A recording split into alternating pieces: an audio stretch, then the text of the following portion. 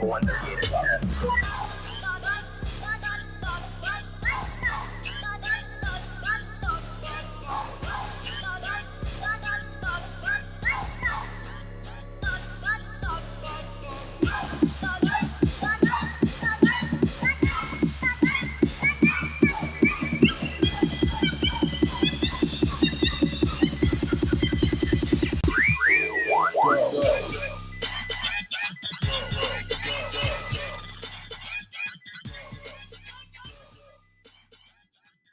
And hello, everybody, and welcome to the Para OR Normal Guyz. We're glad you're here. It is time for Wednesday night paranormalness. Paranormalness, is that a word? Welcome to the chat, Soul. We are live on Dare Media, Dare Talk. Okay, I need to get this right. Dare Talk Radio in Australia. Welcome to them. We're live on Forward Talk Radio, Mastiff Radio, Right Talk Radio, Rainbow Radio, and Yergs Radio. And I may have forgot one, so thank you to the Yergs Network and to Radio X in Australia for allowing us to tickle your ears. If you want to come over and join the chat, you are welcome to. Find us on the Para OR Normal Guyz, 3 words, Para OR Normal Guyz with a Z, or just search out the Sport Cat shows, and you can join the chat. We already have some people in the chat, and one of my co-hosts is here, Miss Cheyenne. How are you? I am fabulous. How are you? I'm well, I guess I'm okay. It's good to see you back home. Oh yeah, I'm not sure how long it's gonna last, but yeah, I'm here for a bit. So for now. Yeah, for now. We are privileged tonight because one of our guests that we have, Bjorn, he has been here. He's like an old hat. We've had him a few times and we've really enjoyed him. I told him he's wonderful. He is. I told him he reminds me so much of one of my friends in Tennessee. I mean, literally all mannerisms, but he's got a new paranormal book out. Let's welcome him in here. Hello there. How are you, sir? Good. How are you guys doing? Great. We are hanging in there. We have missed you. How have you been? Oh, good. Busy. Just real busy. a lot of cool book stuff going on, but I did want to say this is one of my favorite shows to do because we get to talk about all kinds of cool stuff. I love it. I love hearing those words.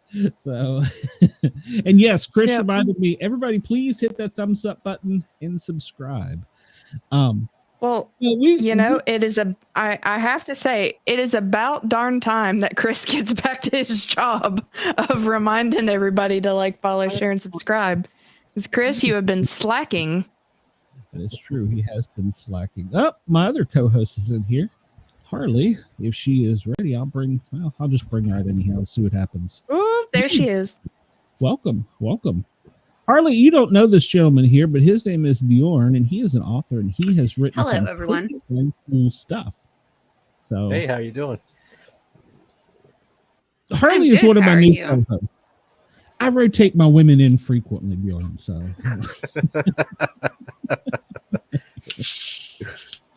yeah, missed you too. I love you, Chris. Mwah.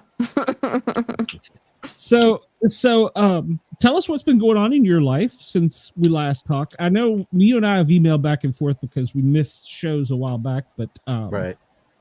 We tell us what's going on. We missed you. You're one of our favorites too, by the way. So. Oh, well, I'm glad to hear that. No, I'm carrying on with the series. It's book 5 is out. That one, it's all still on the same overarching story of Mariel and her supernatural powers that she has and her destiny that's coming up. But these future books are more towards the supporting characters that help her achieve her goals. And book 5 was the last one released. It was released in May, I think. That one was a lot more political, historical, political. So there wasn't a lot of the supernatural involved, but for the purposes of this show, the books coming up are heavily dripping with the supernatural. And it's going to, I think they're my favorite ones I wrote, my favorite character to follow. She's a new character named Josephine. She's very, very dark character. She was raised in Civil War era New York City, under her father, and she was part of essentially a crime family. And if that wasn't bad enough, her dad was very, very, very harsh, inhuman type, cold person, and that kind of sculpted her personality. So she became a very dark, inhuman, cold person. But it goes a lot deeper than that. As the story progresses, you find out that she essentially created a dark being within herself, and that ends up driving her to do a lot of terrible things, to be honest. But by the end of her part in the story, a rough childhood will do that to you. Oh yeah. And if you read the books when they come out, it's pretty terrible, some of the stuff she does. But she wants to be a normal good person, but it's just not in the cards for her. I mean, circumstances.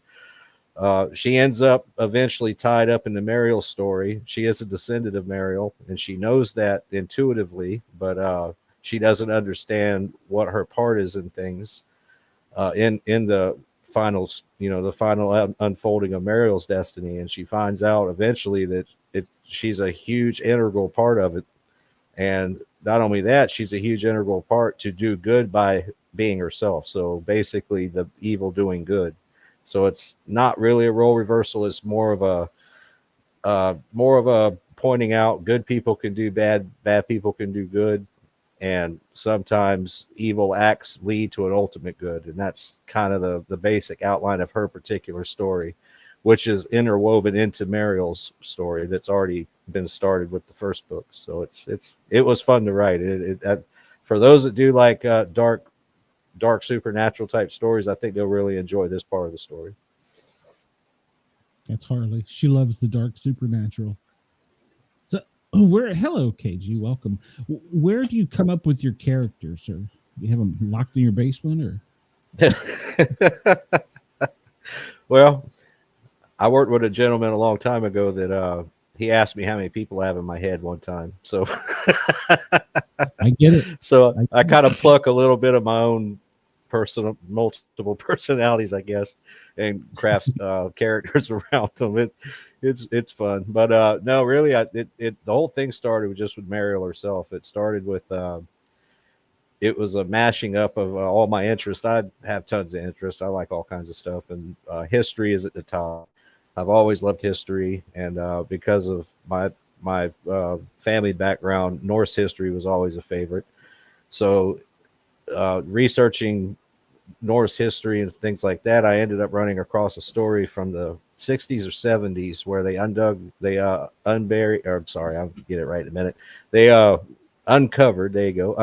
a burial mound in England that was a Viking chieftain that was fighting in England in the being in the 60s and 70s, they just assumed it was a male, and they put the bones away, and that was the end of that. But later on, I think 12, 15 years ago, they re-examined the bones and come to find out this wasn't a male, it was a female. So it was a female Viking chief, which nowadays we're a little more inclined to, that's more of a normal for us in the modern age. But at that time, that was unheard of. Women didn't lead warriors into battle, not on that scale. But it wasn't just that she was a female Viking that led warriors in battle in England, but the grave goods that were found with her, she was highly respected. She was a very, very highly respected warrior. She had the ship funeral with the slaves were sacrificed and buried with her, the grave goods, the riches, the whole 9 yards. So when I read that, in my mind, I was thinking, that's got to be a hell of a story. What was the story behind this lady? So I sat down and just started putting together my own story about this, not this one, but a female Viking warrior. And as I started writing it, it's more of less of the technical historical writing I always did became part of the story. It started becoming more of the fiction, adventure, fantasy side of things. And I started crafting Mariel out of this character. And then I started throwing in, okay, I want her really unique. So I made her not strictly Norse. She's half Norse and half Moor. So her father's from Northern Africa and her mother's from Norway.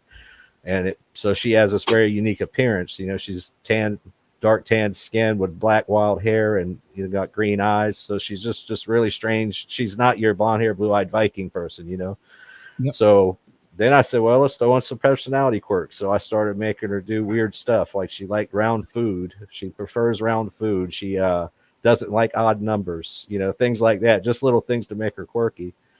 And the coup de grace at the end was, I said, all right, let's throw in some supernatural, because that's my second favorite thing to read about is supernatural stuff. So I gave her this power. She has this it's a dark power and a light power at the same time, and neither at the same time is how it's described in the story.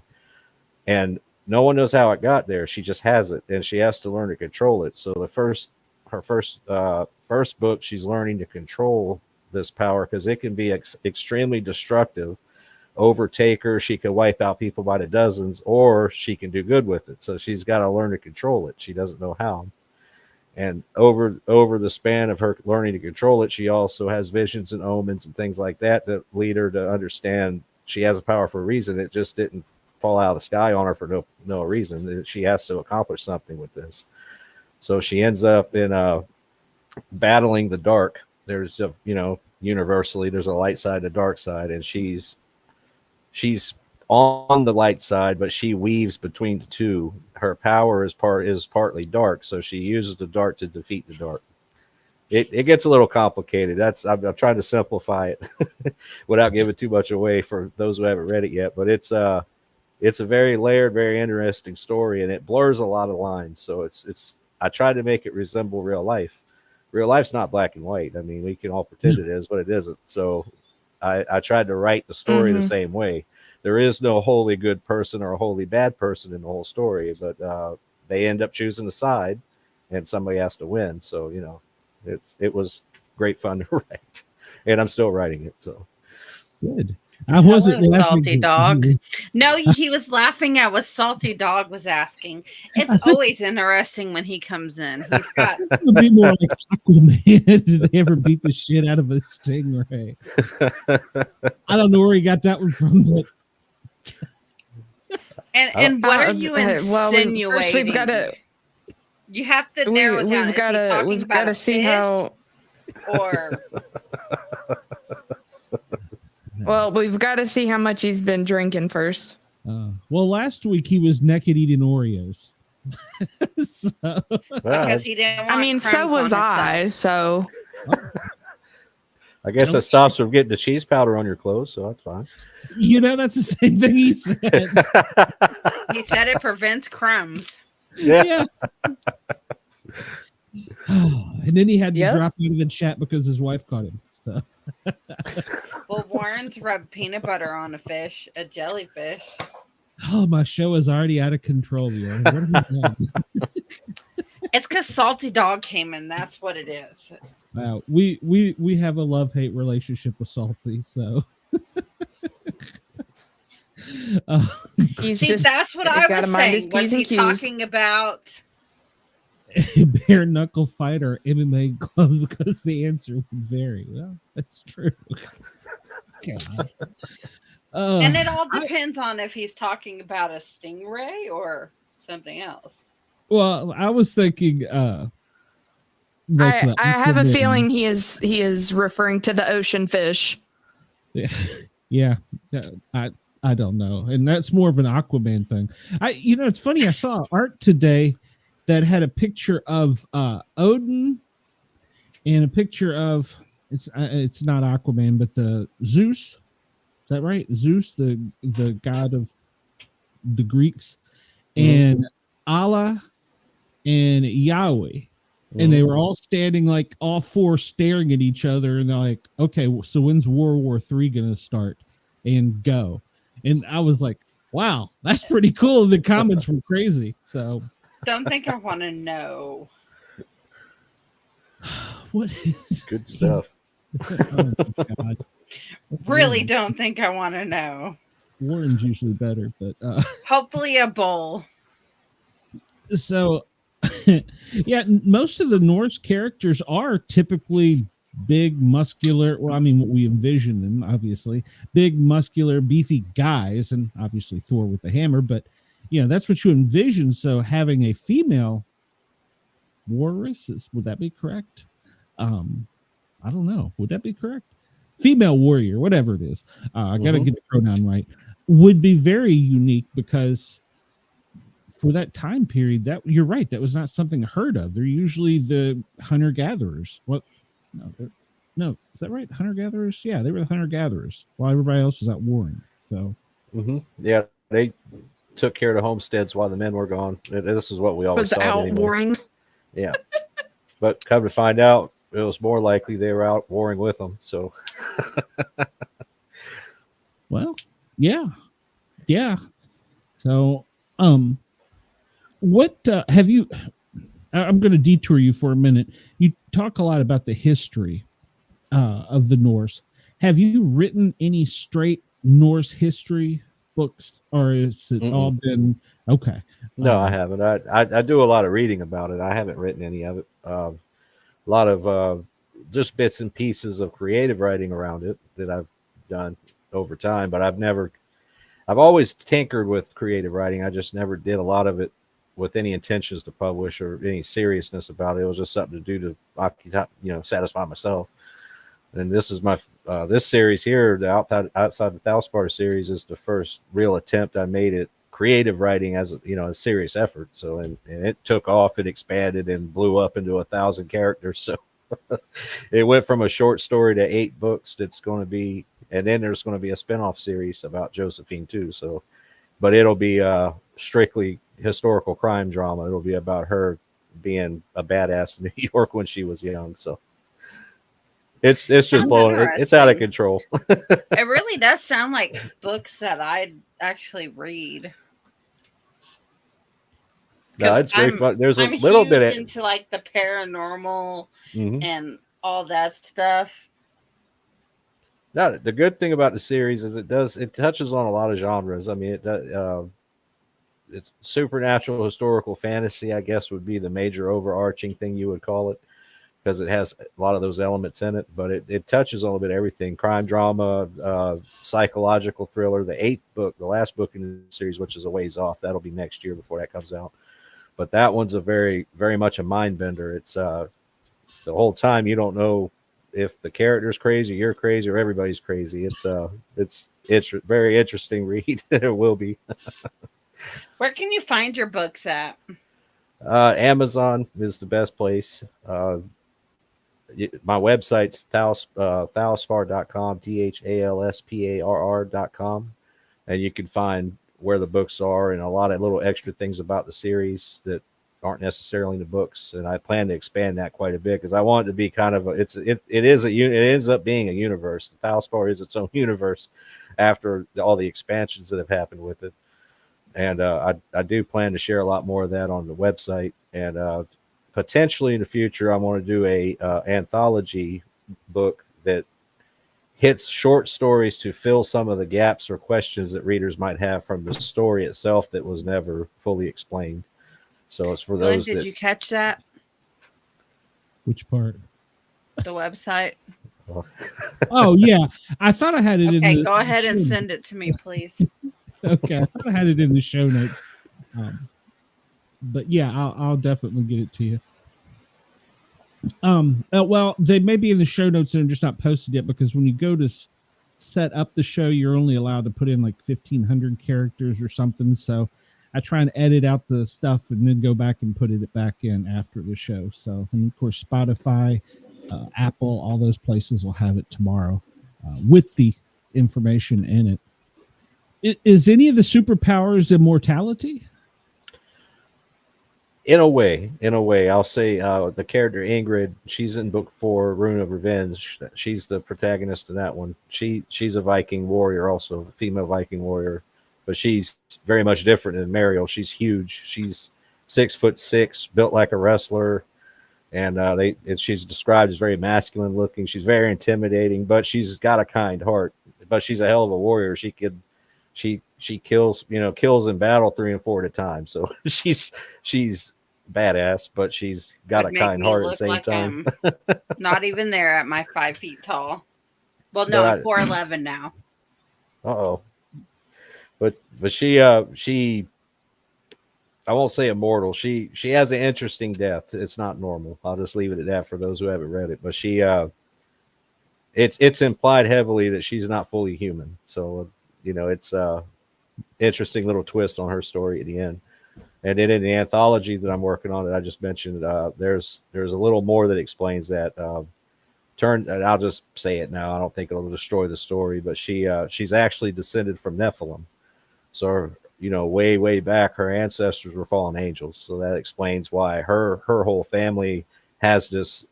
They have this foresight. They have this power of foresight. Hers is the weakest. Her ancestors were a lot stronger. Hers is weaker. It's more gut instincts. She doesn't like see visions of what's going to happen. She just has gut instincts about things. And over time, her history got lost on that. So she just knew she has a weird power, but she didn't know why. But it turns out that through this whole expansive universe, especially on the other side of the veil, it explains that a lot of people have powers they do because they're descended from the fallen. So that's kind of where... That sounds like me. I have gut instincts of things that's going to happen, and they usually happen when I have that feeling. Mm-hmm. And yes, it does sound like Brock Lesnar's daughter, yeah, Chris. I was going to highlight that. That could be good or bad. I don't have that, and I'm not sure I would want it. Do you Brock find Lesnar's it more... daughter? No, she's a big girl. Yes. The Kensington Runestone. Yeah. Question for a change there. I'm not aware of that story. What is it? Is it the Kensington Runestone? Mm-hmm. It's I have a feeling it's not going to be what we think it is. No, it's always been debated how far did the Vikings explore during their time. We know they were in Greenland. They were in Greenland. I'm going to kind of throw in my own opinion on this because it aggravates me with mainstream archaeologists, scientists, historians. Okay, I understand that we need to find evidence of something to say for fact that it happened. However, there is a bit of supposition that only makes sense. We know that the Vikings made it to Greenland, which is on the Western Hemisphere, and we know that they had settlements in North America. They were in Nova Scotia, and it was suspected they were in Point Rosie, which is on the south end of Nova Scotia, or I'm sorry, Newfoundland, not Nova Scotia. There is some evidence they were in Nova Scotia, and there's sagas that the Vikings wrote. Well, it was oral tradition, and then it was eventually written down that says they were in Vinland, which no one knows where Vinland is, but there's a lot of evidence that Vinland was North America proper, so it could have been as far down as New England, for all we know. But of course, since there's no hard evidence that places them there that is overwhelmingly convincing, we say they didn't make it. Well, my opinion is, of course they made it. They were in Greenland for 500 years, and they were seafarers. They were the greatest explorers of their era. Why would we expect they didn't go 20 more miles and find another entire continent? Of course they did. No, but to get back to the Kensington thing, in the 1891, 2, somewhere in that range, a Swedish farmer named Olaf, I'm going to screw his name up, Olaf Olmsted, I think is his name. He upturned a tree in his field that he wanted to plow. And in the root ball of the tree was a stone. It was a flat stone. And when he looked at it closer, it had runes carved on it. Now, this tree was at least, they were saying 40, 50 years old. But when they examined it, the stone is obviously far older. And they believed that the chiselings, the runes that were chiseled in it were far older. Of course, it would imply at that point that the Vikings, because this is Viking writing, these are ancient, this is the Elder Futhark runic system. This is what the Vikings wrote in when they did write. They didn't write off, they didn't do a lot of runes, but when they did, this is the system they used. And of course, there was, at the very same time, there was this huge Scandinavian heritage revival going on where everybody was there was a lot of Scandinavians in Minnesota and Wisconsin and such up there. So the naysayers started attributing it to, 1898. That's it. Olaf Olman. That's it. I knew I'd butcher his name, but they assumed that he was just making this stuff up to boost his own heritage. That saying that the Vikings made it all the way to Minnesota. So he just ended up using the thing as a doorstop because he felt like no one believed him. So he ended up being a doorstop, and someone ended up getting it because it's in a museum now in Minnesota. But I've seen several shows and several documentaries and things where people have examined the stone since then in recent times. I mean, in our times, and they more or less, most of them say there's no way this is fake. This is that old. This is from the 13 something. Maybe Salty Dog knows. There's a year inscribed on the stone. It says 13 something. So that's long before Columbus is credited with discovering America. And this would be the same time period that the Greenland settlements were still there. Greenland settlements lasted from 1,000 to around 1,500 before they died out. And no one knows why they died out. They just disappeared. No one even knows why the Vikings left. I mean, they were there 500 years, and all of a sudden they're gone. So one suggestion is they just moved on. They moved into North America because they have found Native Americans with non-Native American traits as far back as the colonial times. I mean, what they called the Welsh Indians because they spoke a version of Welsh. How does that happen if Welsh people never came here? So there's a lot of instances where Europeans were here long before Columbus ever came here. So, obviously to me, the Vikings is clearly one of them. I mean, Leif Erikson discovered North America in 1004. So that's obviously long before Columbus came. So. Yes. I actually learned about Leif Erikson in school. They taught that instead of Columbus. We're not allowed to say Columbus anymore because it's bad pronoun or something. Right. See, the first time that I think my generation heard of Leif Erikson was from SpongeBob. Yeah, I saw that one. I know exactly what you're talking about. Oh, it's scary. Well, so you were very knowledgeable on this subject, and I'm sure with you putting it all into your book, just interweaving it, that's great. Yeah, different pieces. Yeah, for sure. Any plans on extending maybe the family and continuing down into maybe modern times, or? It has, not to modern times though, and I'll explain that in a minute. But it follows Mariel now. A little bit of a spoiler. I mean, I think the books have been out long enough. I could be a little more open. I try not to give too much away, but Mariel starts in she's born in 820, but her final death was in 1944. So that's 1,200 years.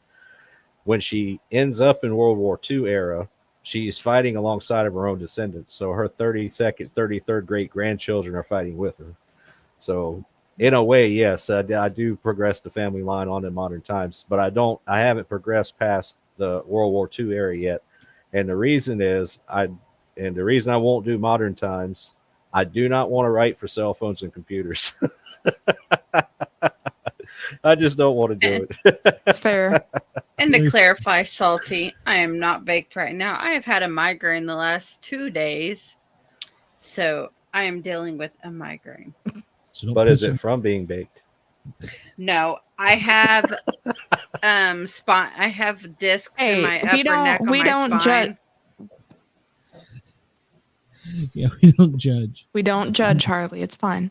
I have a funny story about that I'll have to tell off the air. But yeah, wasn't me for the record. I mean, shoot, how do you think I did? How do you think I did so many Saturday shows? That's very true. Very true. I did drink a lot back then. Well, I can agree with you on not having to put the laptop, but you could alter the universe to where something AI took over and destroyed all that because AI is all knowing. Oh yeah. That's the other big thing now is AI. I co-host a show called Author Talk every once in a while with as a guest host, and there's been several authors lately that have been writing stories about AI. I mean, it's very timely. I mean, look what's going on around us, and it's kind of cool to me, interesting, however you want to put it, that the wide variety of opinions on AI. You know, you got the ones that are very much for it, and the ones that are very much against it, and it's not a lot of in between. It's one of the two.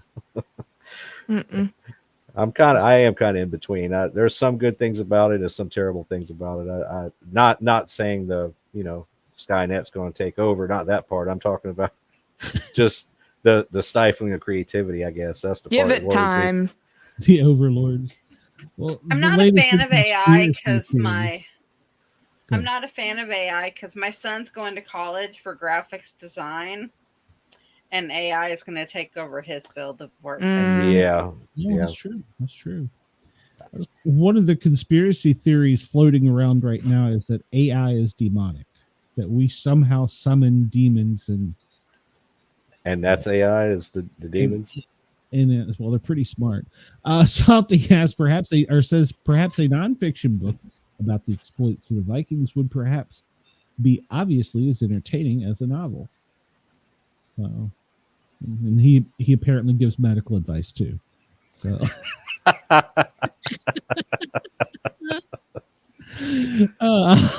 Salty dog, PhD. Well, he's doing multiple topics at one time. Are we sure Salty Dog is not AI? He might be AI. It's true.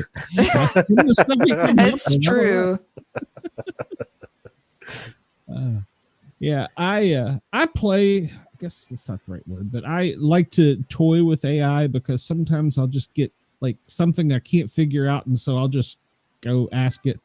And so I've got a whole list of them up here on top of my bar. I got like Gemini, ChatGPT, Claude, Grok, Google, Venice. I think there's another one. I run out of room, and I'll ask them each individual questions just to see. So, what the answers are.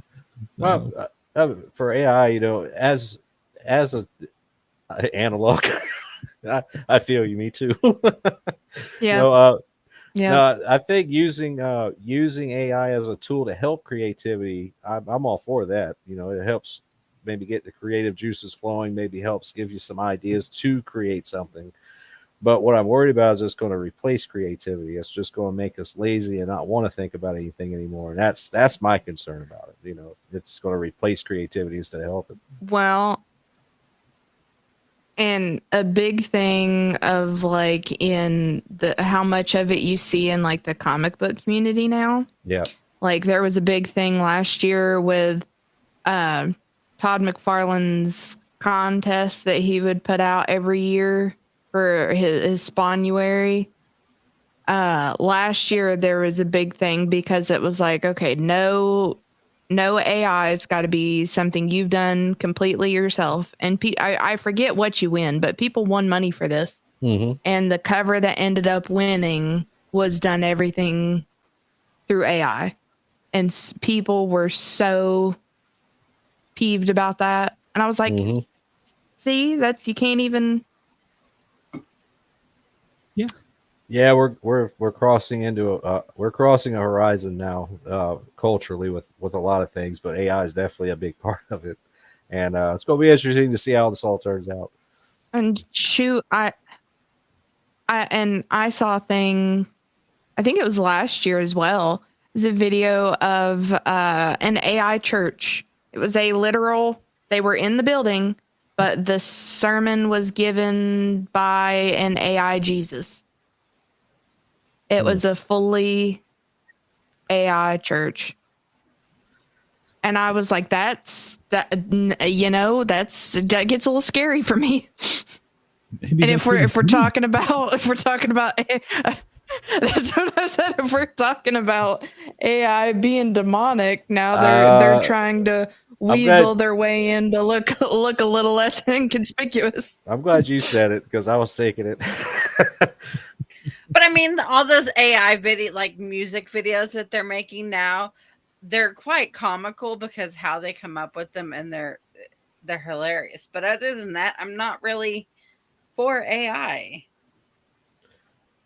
I think as a light, like I said, yeah, as a it's light like tool, I'm for it in some that. ways.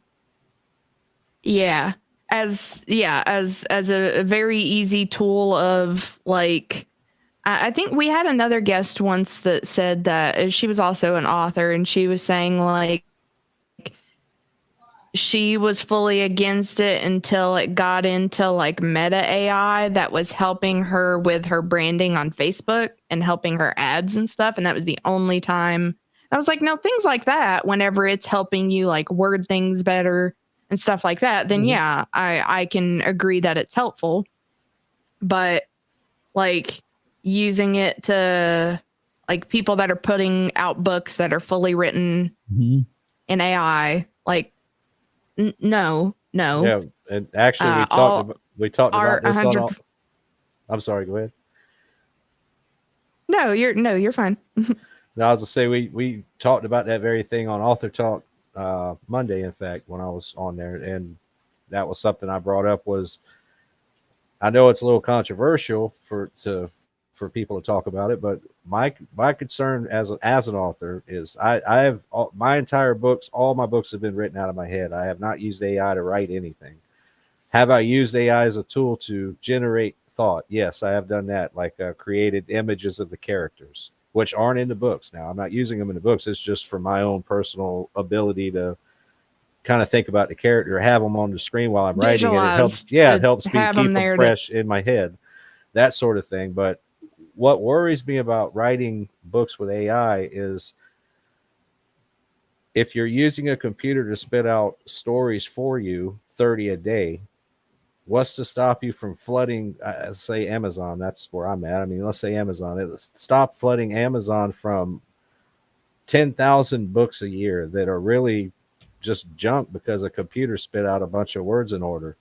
But people are still going to buy a copy or two. You know, it's still going to happen. Somebody's going to be interested in buy a copy or two. So now you've got 10,000 books to sell a couple copies a month or a year. You have an income, but you've created nothing. You've created crap, you know, and that's that. And now I've got to compete with it. So that's my concern. But the thing with that is those people might buy like a couple copies and it's going to get around. This author is shit. Obviously, all of this is being kicked out through AI. And, you know, people that are legitimately want to read something good, you know, you're going to have people that are like, no, screw that author because clearly they're doing everything through AI. We don't want to read that shit. Well, even as an author myself, I do get reviews on the books. You know, I wish I got more, but I do get reviews on the books.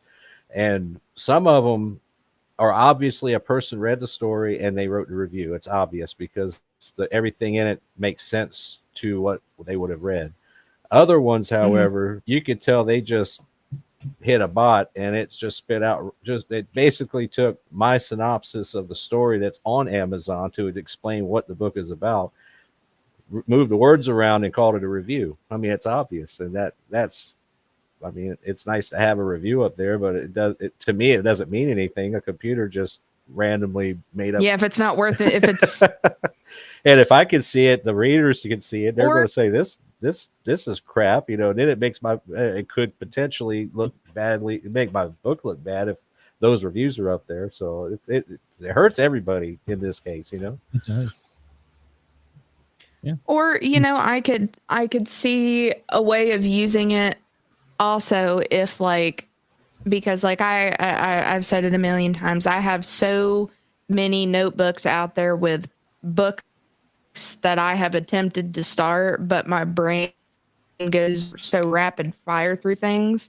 Now, if it's someone like me that say they have got pieces of one story that they kind of want, like, how can I fit this part that I have in with this part and this part and this part that I have? Now, if AI can merge that together and they can then expand on it, well, yeah, I could see that being helpful. Yeah, but I call other it. than I would that, right. I would call that like, part of the. That's throw it part out. of the helping you, you know, with your creative process, not replacing it. Yeah. Yeah, I agree with that 100%. Yeah, but other than that, no. Throw it all away. It can all get. That's right. It's all demonic. In time, AI will render the populace as complete dullards without the need for remembering or alerting. Anything it is a very dangerous thing. Yeah. You know, Salty's right about that. Yeah, like you, I use it for simple things. But, you know, if you think about AI, we've been using spell check and grammar. Oh, I've been using grammar check forever. So was that AI or was that? I mean, I'm not really sure if that's AI or not. To be Chris honest. saying our population didn't need AI to be become complete dullards. That's No, some people did it all on their own. So yeah. What scares me is Yeah. We have politicians now using it like comic books. I mean, literally just throwing things out there to see what'll stick. And it's like, stop. We want the truth. We don't want this Because you don't have to think. You have to think of this much, and it gives you this much. So I use it to come up with hashtags for my show. That's about it. it's good for that stuff. Yes, it is absolutely great for that. and But the bad part is Glenn likes to make goofy pictures. Well, Yes. the bad part is with the AI pictures of people, sometimes they're hard to tell if it's AI or it's actual person. Yes. Well, yesterday's news show, I have a picture of a newsboy from the 40s handing Donald Trump a newspaper through a White House window. So, oh, that's got to be legit. it's got to be, of course. The Secret Service is Clearly. never stop that. Yeah, go ahead, kid. It's all right. Go ahead. How's your bike on up there? Hand him one. He'll give you a quarter. Who even reads newspapers anymore? That's his drive-through McDonald's window where somebody comes up every day and hands it to him. So French fries. I did see one Daily that French said, fries.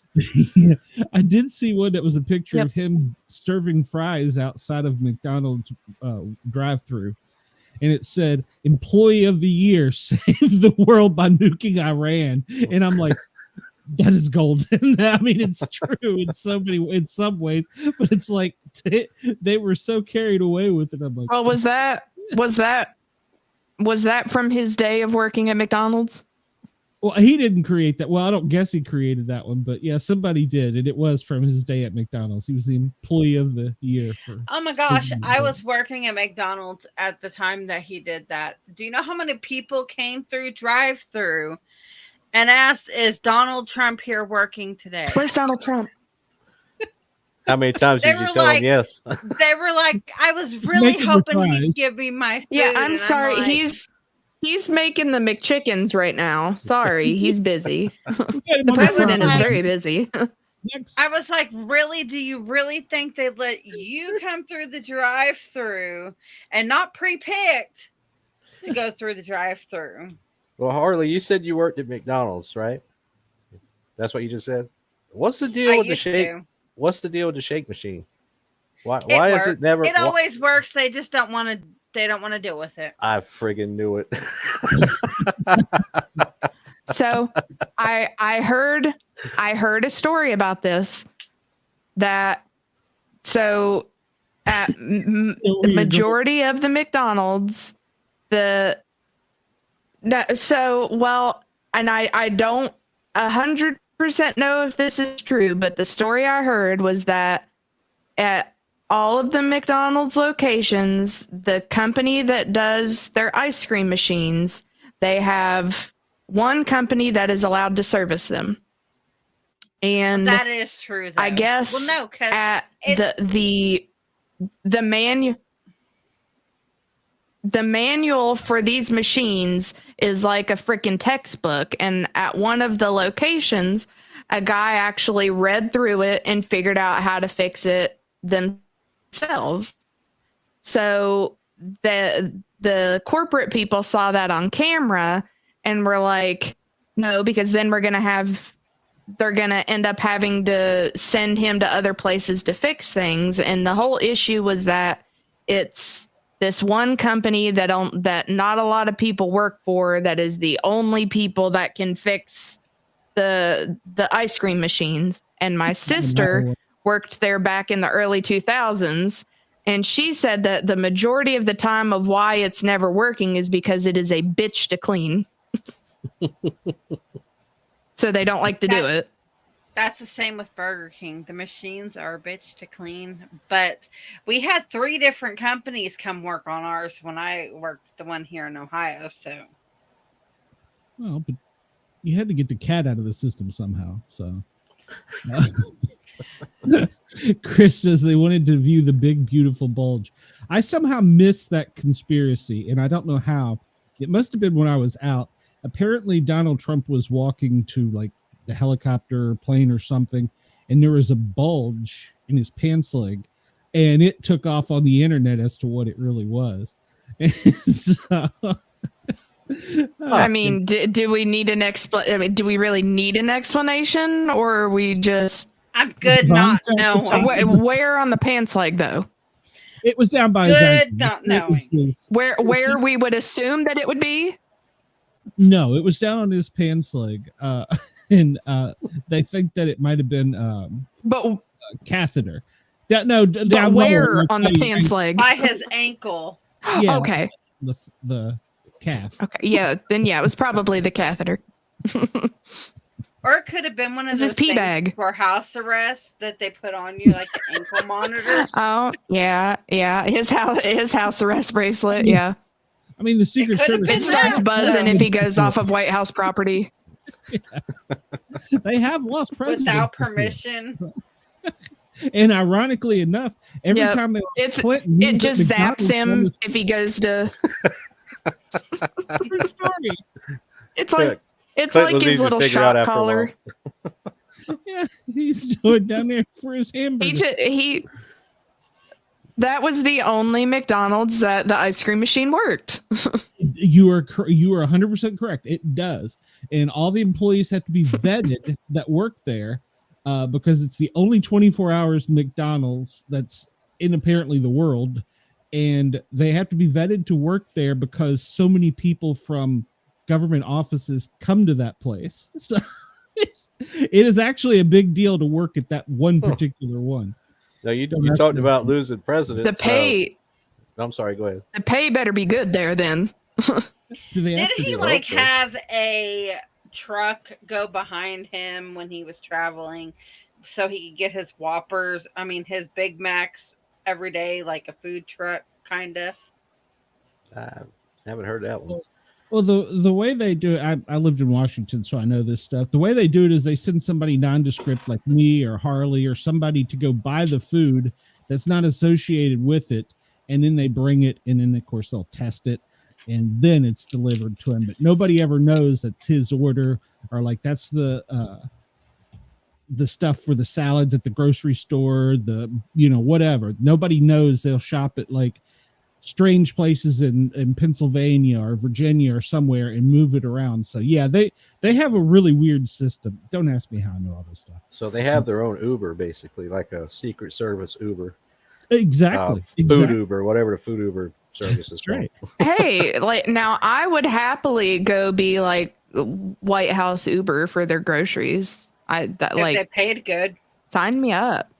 Yeah.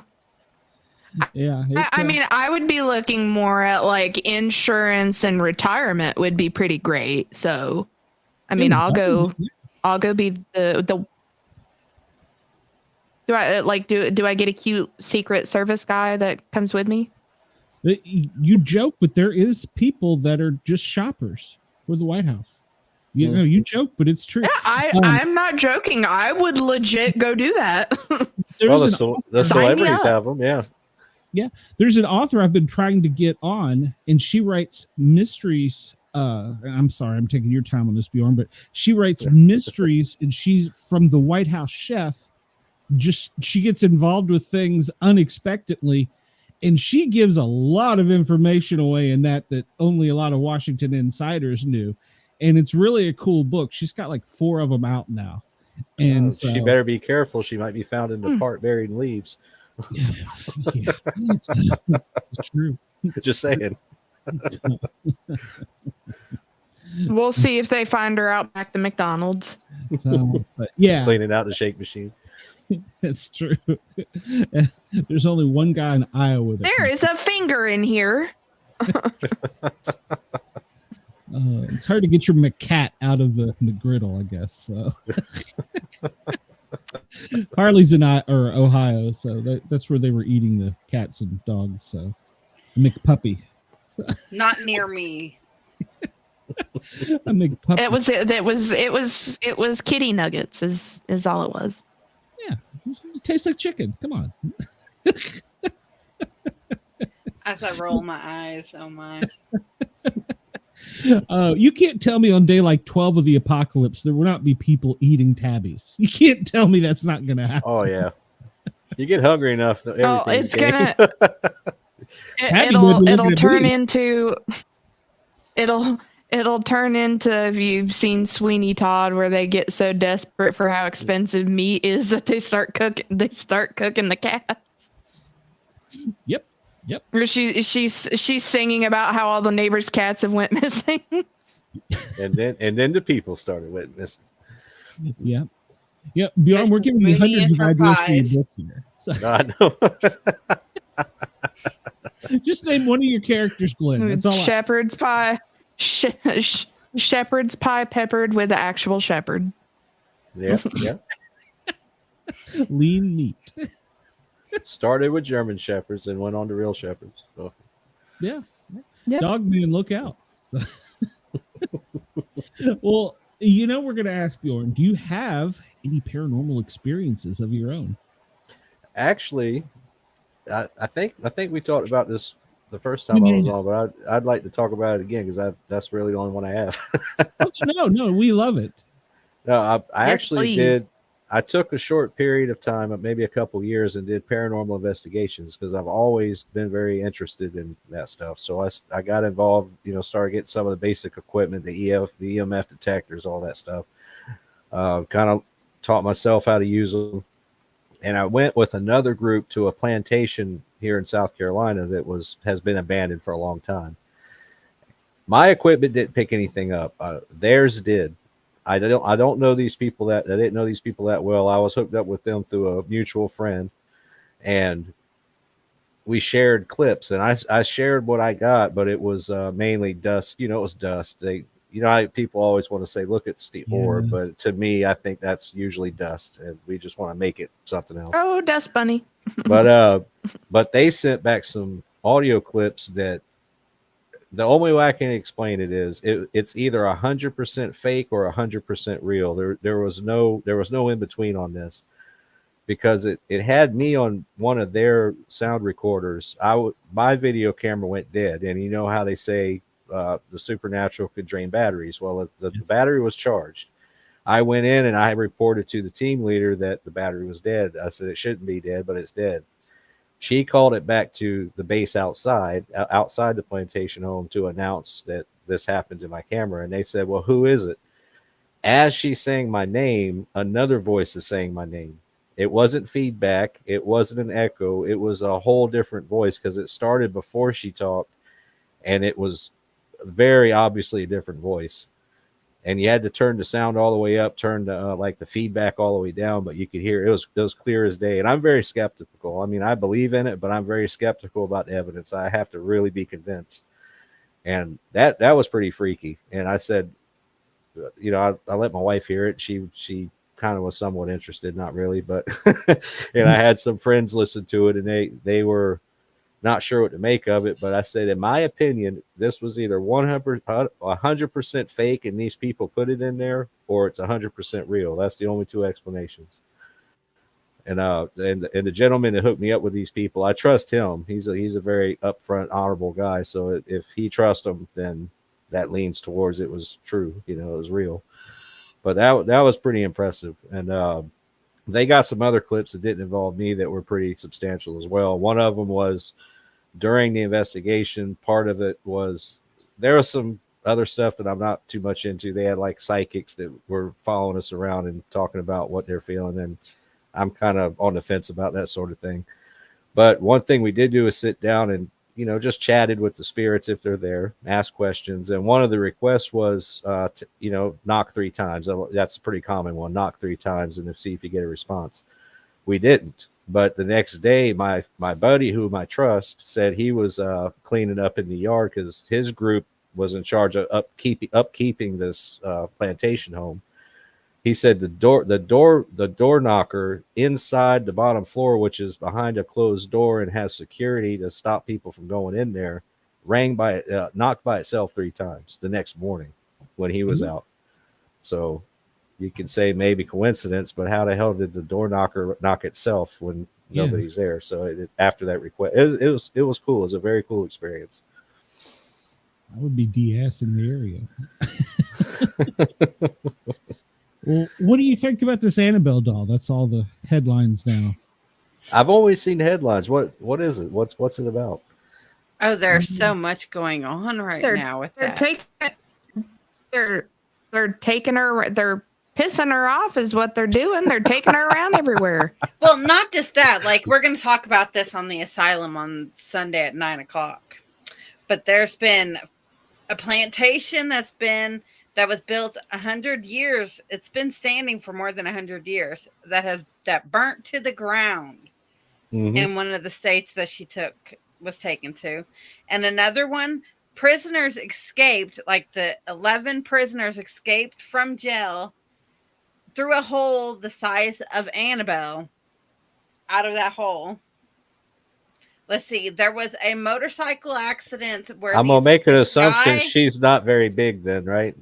No, she's the size. She's the Raggedy Ann doll. She's a Raggedy Ann doll. Okay, There like a decently sized Raggedy Ann doll. There was a motorcycle accident of this guy and his girlfriend. The guy was went to the museum and was making fun of her. And then they ended up getting in a wreck and dying after this, like right as they're leaving. And then her handler, who handled her all the time. Well, that's his own damn fault. Yeah. And he would take her out of this case that Lorraine told him not to do. He did this show where he took her out of the case. And then he told his wife after the show he really wasn't feeling good. And then later that night, they found him dead. And this is all around that doll. Mm-hmm. Yep. Middle of the story, don't F with Raggedy Ann. Apparently so. No, don't mess with Annabelle. And I've watched some mediums who's gone in and talked to her, and they've had their noise canceling on to where they couldn't hear anything going on in the room. And they've actually talked to her, and she's told them she killed the guy on the bike. She told the girl, I started this fire. And the medium did not know about the motorcycle accident until after talking to Annabelle and talking to the person in charge of the house that happened. Yeah, no. Yeah, they had her here in West Virginia for a bit, and I was like, nope. Mm-mm. Mm-mm. Yeah. That's when that flood hit Texas, I had to look up and see if Annabelle was on tour in Texas at the time of the flood. You bring up an interesting point, though, kind of reverting back to the paranormal investigation. That's one thing I always thought was ridiculously dangerous, was when people antagonize them on purpose. You see them on TV sometimes where they intentionally try to piss off a spirit. That, not me. No, this guy's not doing that. Not a good idea. No. See, that's my kind of thing with messing with Ed and Lorraine's museum that they have. That's why I don't trust all of the shit that Zach Baggins has in his, because he is stupid as about, and he's so I love the show because of how goofy he is. Or he's trying to be serious, but it's goofy to me. But that dumbass is going to get himself killed or maimed extremely is that the kind of young guy, muscular, and he goes around yelling at spirits? That's who I'm thinking of, I think. Zach Baggins, yeah, from Ghost Adventures. He tried to start his own kind of museum and everything too, and I'm like, all right, you go messing with all the haunted stuff and Lorraine told the be stupid. That's fine. Lorraine told the handler of Annabelle before he even there's an interview clip of it before she gave him this, handed it over in the case. Do not ever take this doll out of the cage. This is the case. This is the most possessed item in the museum. Well, and the case is lined The case is lined in pages of the Bible. They've written in it. Like, they did a lot to prep this case for her to go into it too. So to take her out of it, you like either you're wishing for death or you're one stupid SOB. And like, there was an interview with his wife. His wife said that she brought it to his attention that every time he took that doll out of that case, something happened to him. Mm-hmm. There's a point where there's so many coincidences, it's not a coincidence. Exactly. You gotta start taking the hint at some point. Yeah. You know, that maybe she's like, hey, don't really like this, buddy. You don't have to the believe in bad it, just part- leave it alone though. And the bad part of it is they got a new handler now Yep. for this doll. And she's about to be back on tour. Well, In there'll be October, another she series goes back on tour. There'll be another series of articles out there. Okay, this isn't. What? This isn't like Weird Al's 3-month tour of going around and singing. The Annabelle doesn't need to tour. Stick her someplace. Put her in a basement. Obviously, she's telling y'all, I don't like this. Quit fucking with her.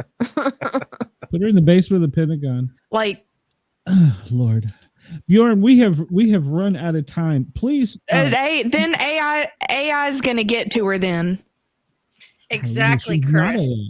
Exactly, Chris. How do we know she's not AI?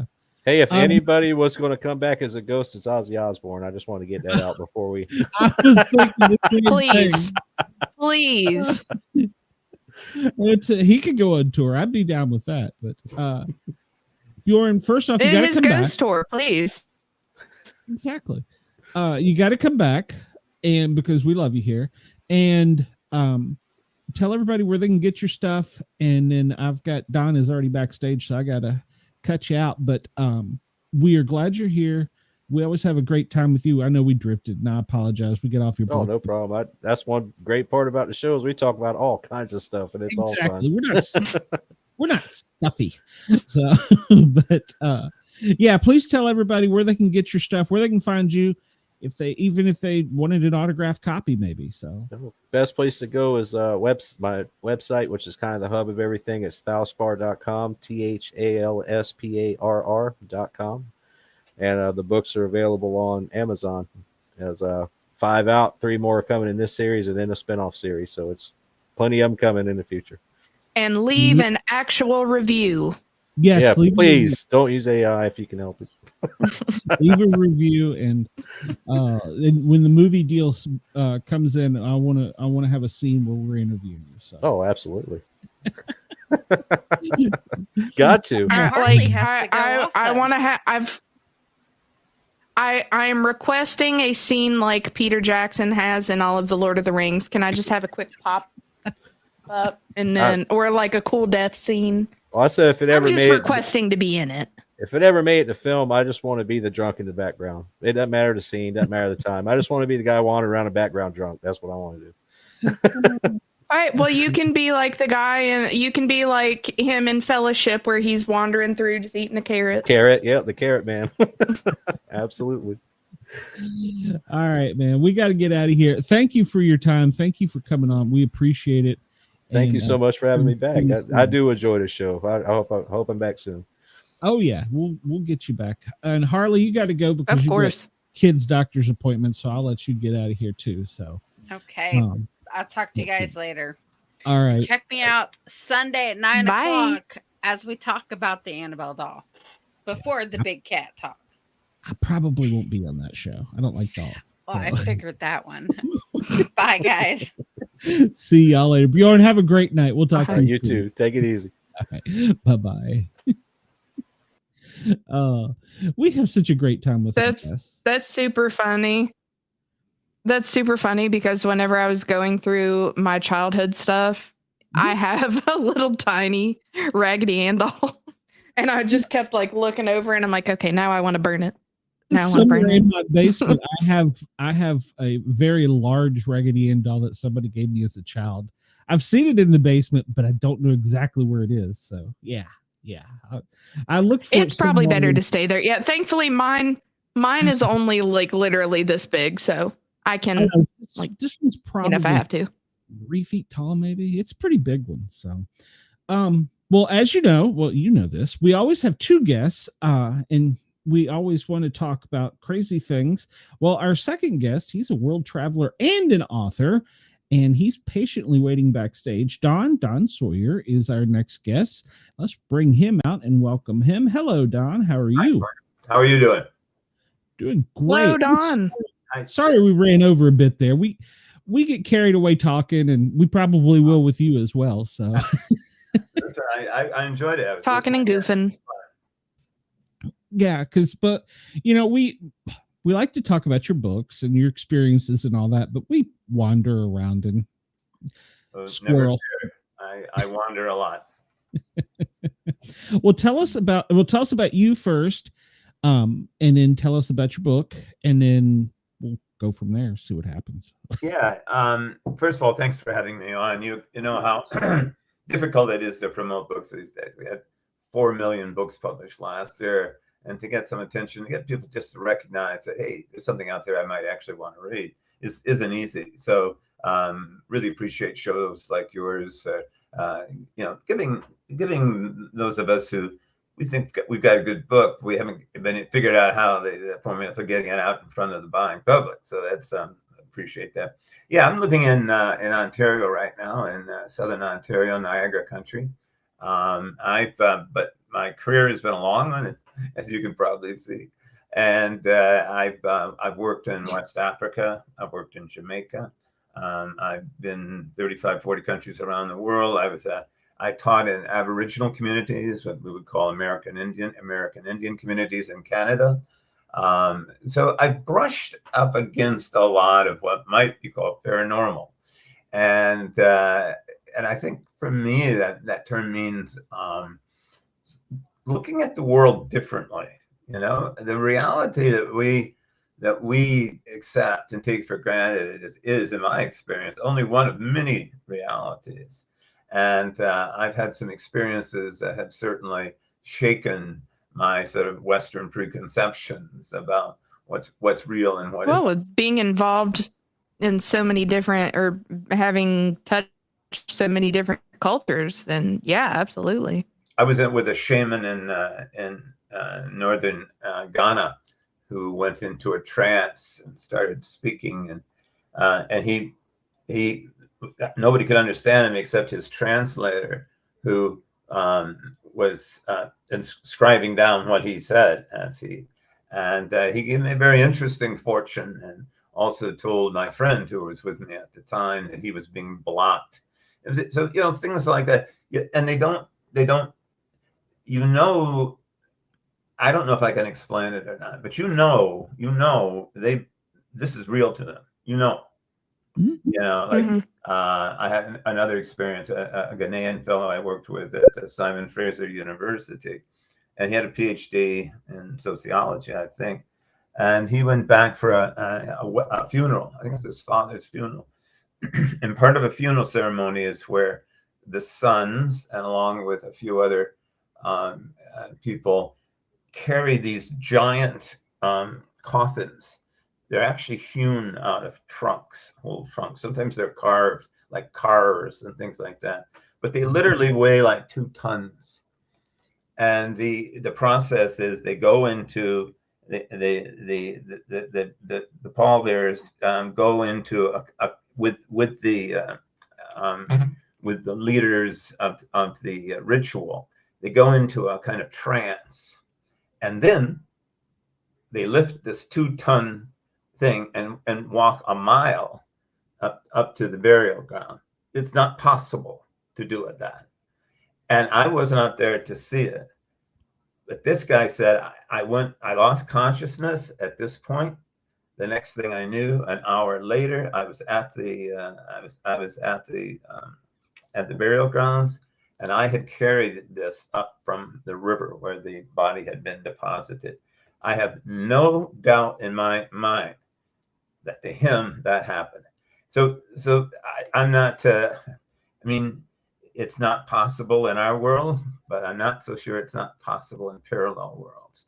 So I just think it's really interesting. And of course, I know one of the questions you asked, so I don't want to rush it, is have you had a paranormal experience of your own? I can get into that now, or we can talk about it later, whatever you like. No, by all means, please. Okay.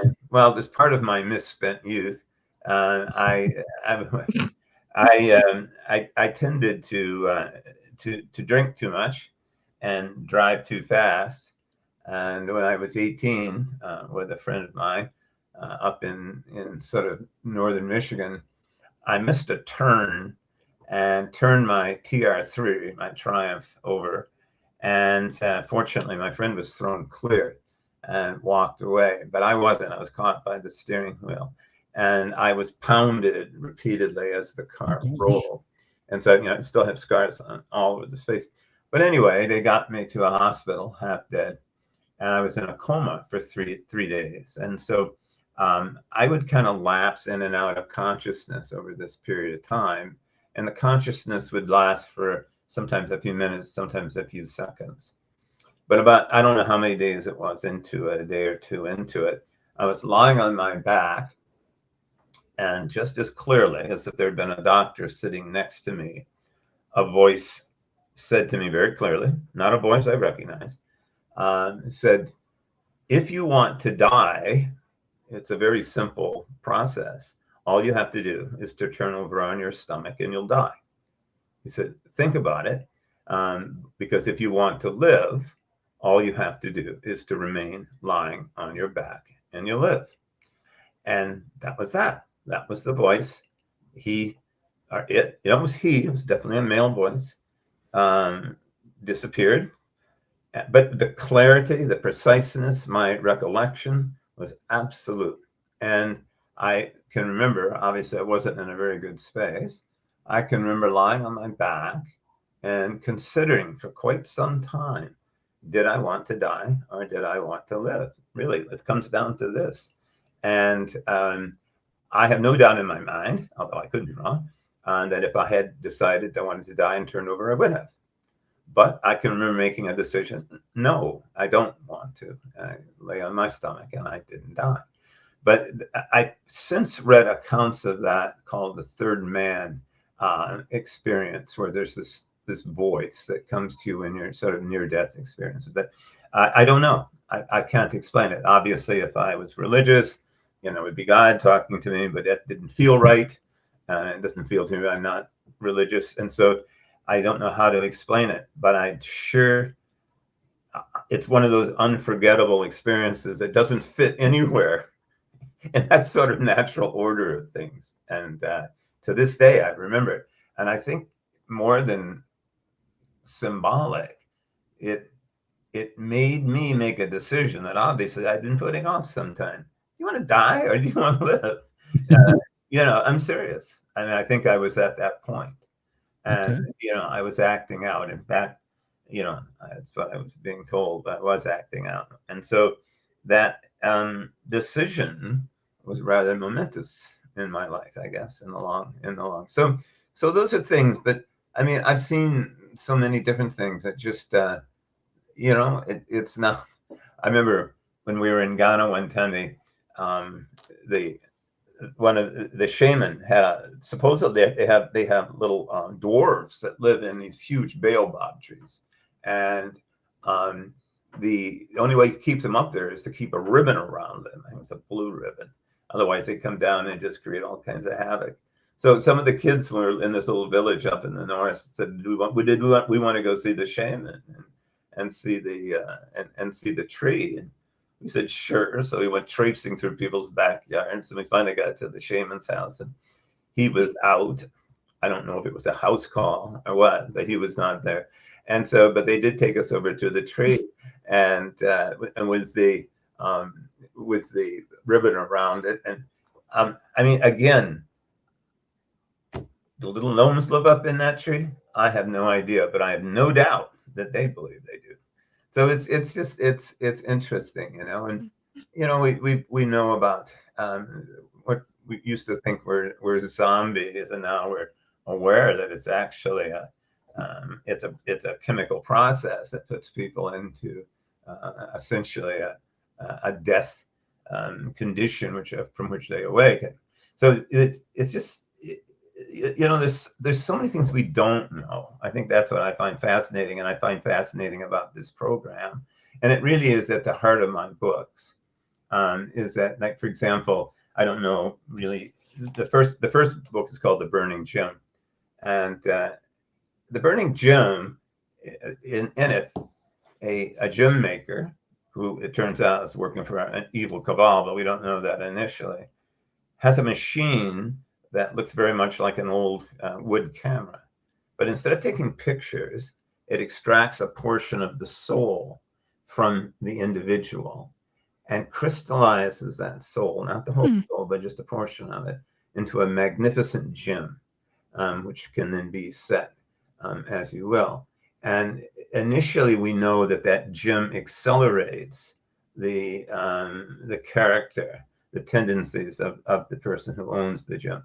But later, we find out that it also is a transmitter and a receiver of messages from, it turns out, in Budapest.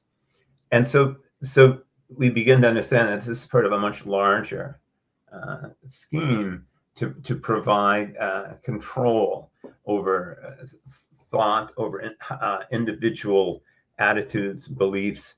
And so the book evolves as they begin to track this down to the source of this evil.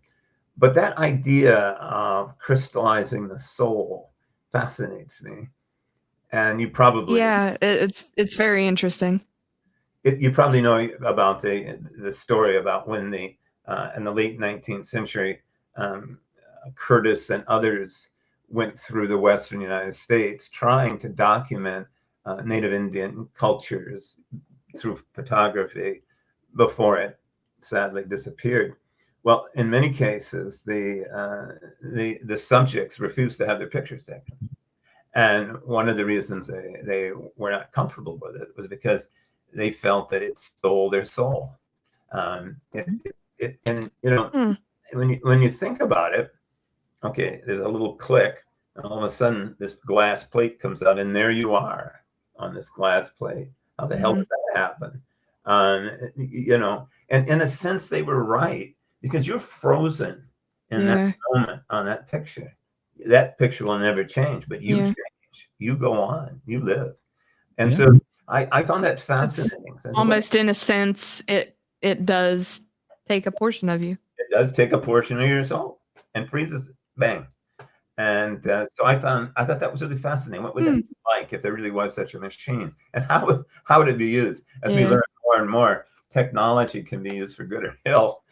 And in this particular case, we find out that it's not only being used for ill, but it's being used by a consortium it dates all the way back to Socrates and Plato, groups that promoted the idea. Plato, for example, said that we all were born with different metallic souls. We were born with golden souls, silver souls, and bronze souls. You can imagine which one Plato was in. So that there was this built-in natural inequity into human beings. And then, of course, the ones with the golden souls were the ones who were intended to rule. And so in a place like Athens, you had fewer than 10,000 people actually voting, and about the rest of them were basically subjects. So that's a part of our history, that idea of convincing people that there are those in the divine right of kings, or the divine right of wealth and power, that somehow this is innate, that this is not to be toyed with. It's God-given, if you will. And so I'm playing with the idea that this is not our inability to see through the deception, to find commonality amongst other human beings, to look at existential threats and come together. In other words, tribalism. But maybe it's a product of a very conscious very old, very sophisticated, very powerful system that uses any means, any magical means, where we got some pretty magic ones these days, to convince people of their own incapacity to change things, to accept things the way they are, to be passive, and so that is kind of the idea in a nutshell. The first book, they encounter the Mester, who's the first line, but in the second one, they actually go into the lair of the order of the Golden Souls, and that's hidden underneath a labyrinth of tunnels, which really does lie under Buddha Castle. And I don't know if you're familiar with Budapest, but Buddha Castle is on the Buddha side of Budapest and on the Danube River. And there are literally, and they're not even sure, there's well over 10 miles of tunnels that they know of underneath. And so where else would you locate a nexus of evil that promotes division and dissension and hatred? Where else would you locate it? So that's kind of where we're at on it. That was a long introduction. No, I like it. Wow. I like it. No, I mean, well, just like Bjorn, Yeah. you do a lot of research. I've already added it to my cart. Oh, go on. Now, that's what I like to hear. I was just like, that's someone who puts her bucks where. okay, yep. Mm-hmm. And I wrote the two books, interestingly enough, at least I find it interesting. I wrote them as a single book. I don't know if I had the thumbs up or not. But of course, that turned out to be 190,000 pages, 190,000 words, which is like some 600 pages. So understandably, I was having trouble finding a publisher, but I worked with an editor, a really great editor. She was terrific. And I've had, I don't know if you look, I've had like 14 books published over the years, all different kinds of genres, but never in a urban fantasy genre. She helped me break it into two, and it worked really, really well. I mean, you can't take a single book and just chop it in two and say, okay, this is book one, this is book two. I mean, there's but it worked out really well, I think. I think that both of them have a specific arc that interlaces nicely and complements each other. I think both are exciting. So it's not a ponderous book. I think there's lots of adventure. There's some, even though the gym maker is 110 years old, and the young woman who sort of digs him out of his hole is probably in her late 30s. I mean, there's definitely an age difference, but he was frozen at 110 when he signed on as a gym maker. So we can give him some latitude, but there's a bit of romance. I did a lot of really interesting research that I found fascinating. For example, he's located, the gym maker, at a giant abandoned subway station in New York City, and the only way you can get to it is an ancient, again, long abandoned subway terminal. And so when I was looking into trying to find, are there any abandoned stations, I came across something that I found absolutely fascinating. That our current New York subway is not the first one there. There was one started in the 1870s, and it was his name. Oh gosh, something pneumatic, was it Hall? Anyway, so he started off by building this great big terminal. I mean, you got to impress investors, right? So you start off with this big terminal, and then there was an economic collapse, and he lost everything. And essentially, this has been forgotten, but it's still under there. So in my book, this thing was massive, the size of Grand Central Station, but it was abandoned. And so over time, people find it, and they're not people. In fact, if you'll allow me, they come as refugees, as colonists. They come to find a place. They're different. They're odd. They're not the same as everyone else. And so they find their way there. as a way of escaping from the beach pneumatic transit. That was the original name. So if I could just read you this, so you're going to give me an idea of what I'm talking about here. So yeah, please. Okay, so Barbara is a young woman who suddenly introduced all of this. She stumbled into this. By the way, to get there, she had to walk through the subway system because the station was abandoned. And so the only way she figured out she could get there was actually walking on the tracks to get there. And of course, she was terrified, but she made it. So when she finally connects with him, he takes her to the market. And she's trying to say, who are these people? There's like hundreds of people in this magnificently redone terminal. And so he says, have you ever seen a contortionist? Barbara shrugged. Sure, on TV, I guess. She paused, thinking, oh, wait, there was this one woman. She was on a documentary. I think she'd just been named the Guinness Book of Records or something as the greatest living contortionist. She was Russian. I don't know, Zlata, something like that. My God, she moved like a snake. Her head seemed separate from her body. She bent over backwards until she was looking out between her legs. Yes.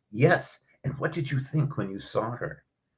Well, I don't know, mainly that her body sure didn't move like mine. What she did seemed humanly impossible. D'Angelo nodded once more, this time toward the people in the shops and walking across the tiled floor. Precisely. And not everyone's mind works like yours either, or mine. These are people who can do things cerebrally, mentally, that seem humanly impossible. They are up there, he said, motioning upward, walking on the streets, talking with a being from another dimension that no one else can hear. Predicting the future in rundown tarot parlors. They're living in monasteries, hogans, learning ancient rites and forgotten arts. They have grown up in isolated corners where old knowledge is still passed down. They are the children in school who devise a chemical theory so advanced the teacher scorns it as rubbish. D'Angelo stopped and looked directly into Barbara's eyes. They are sitting in the back of classrooms, watching, knowing how those around her feel and think. He held her eyes for a long moment. Come, I'm anxious for you to meet Mrs. Harlow. Well, Barbara is also, as she develops, she is an empath with the capacity to feel and later on develop to transmit feelings to others. So he is already sensing that she too is special, but that hasn't fully arisen yet. But that idea that these are people who are special and they're in this place, they're accepted. They're not rejected. They're not ridiculed. They're understood. And they also come from over 60 different countries. They're from all over the world. And it's in some ways a place, a utopia where we can come together and be ourselves and contribute to the overall all good without facing the kind of criticism for being different.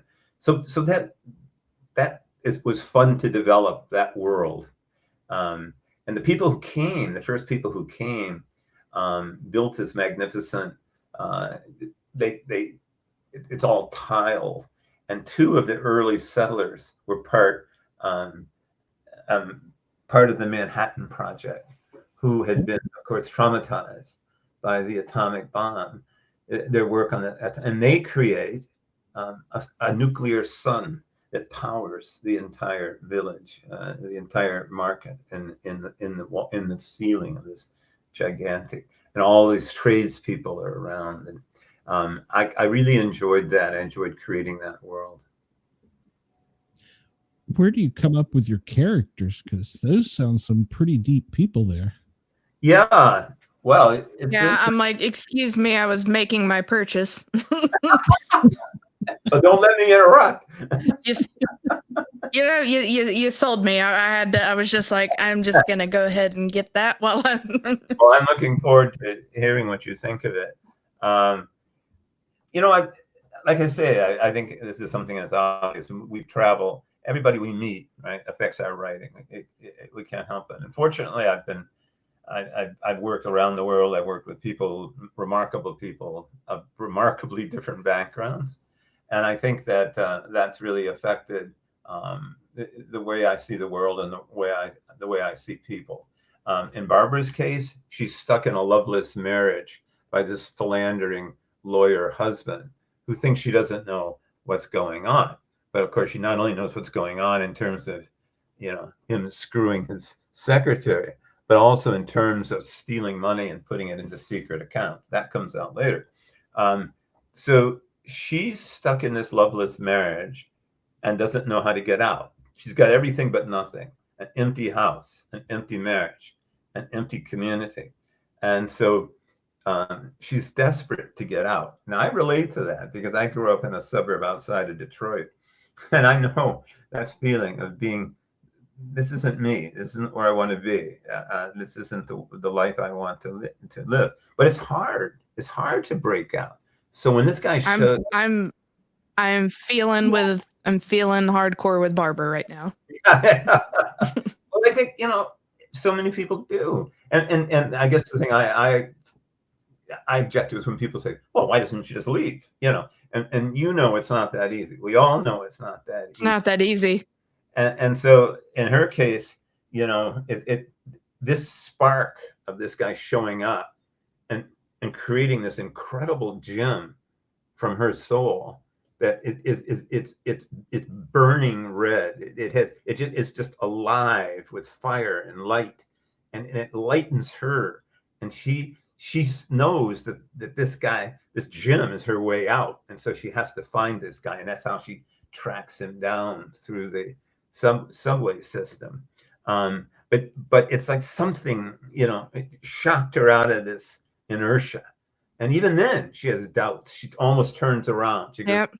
And she almost turns around because it's easier just to stay in the situation you're in. And so it's like, yeah, that's geez, Don, you just writing about my life? I think I'm writing about a lot of life, to tell you the truth. And that's what your point, Glenn. I think characters, they come from us. Let's face it. I really do think every character we write comes from us. I mean, even if it's an alien, mm-hmm. there's something in that alien that comes from us, right?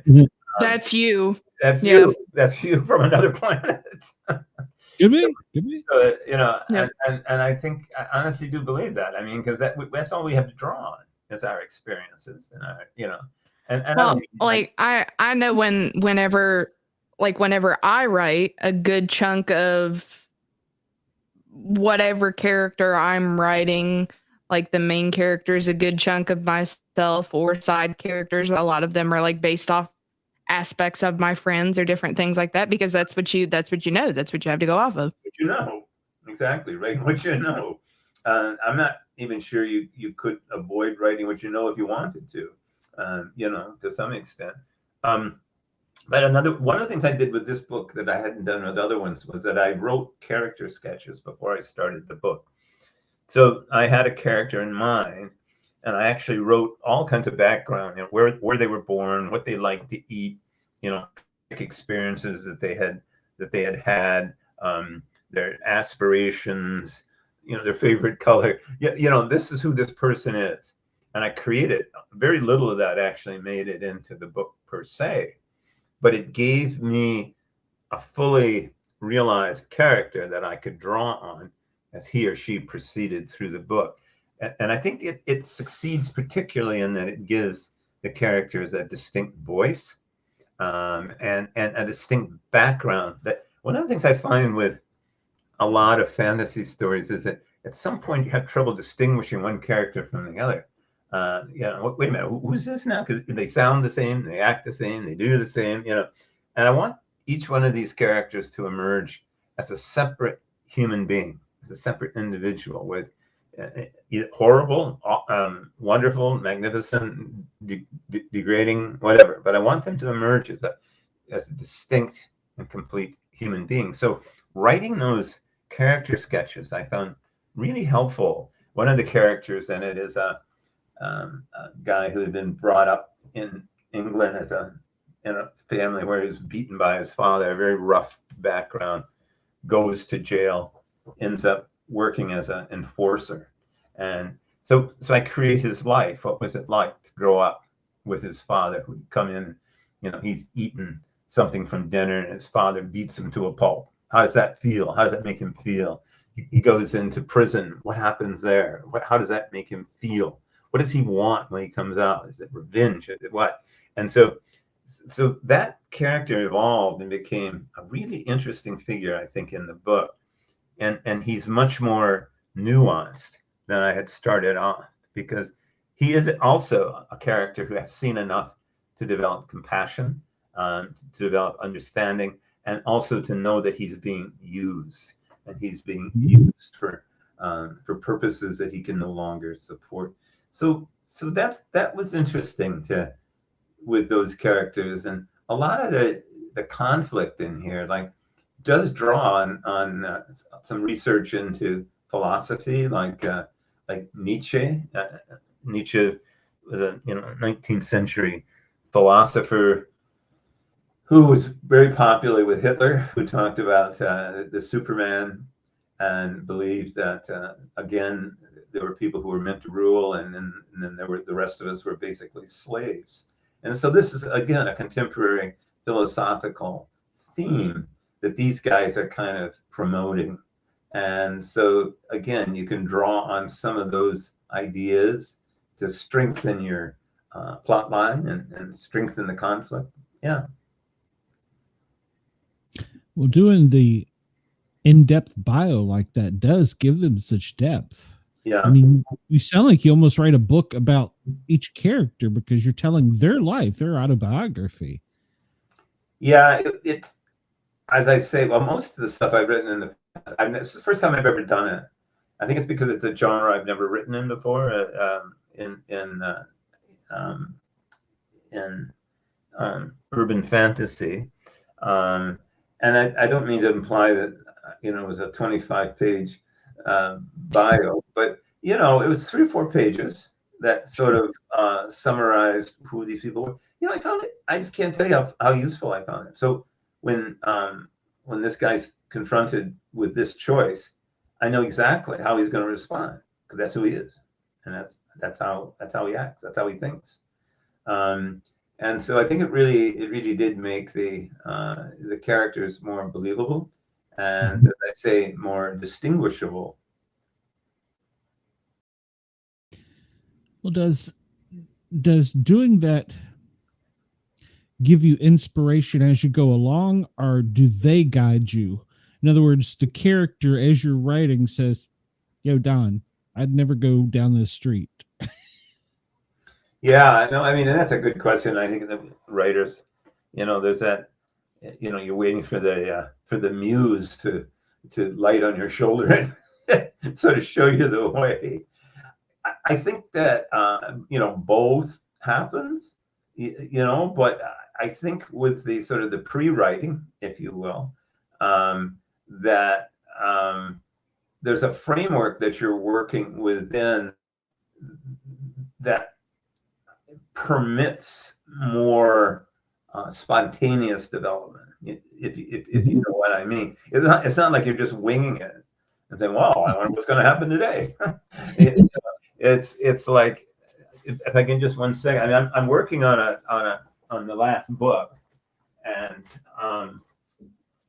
it's frankly not going well.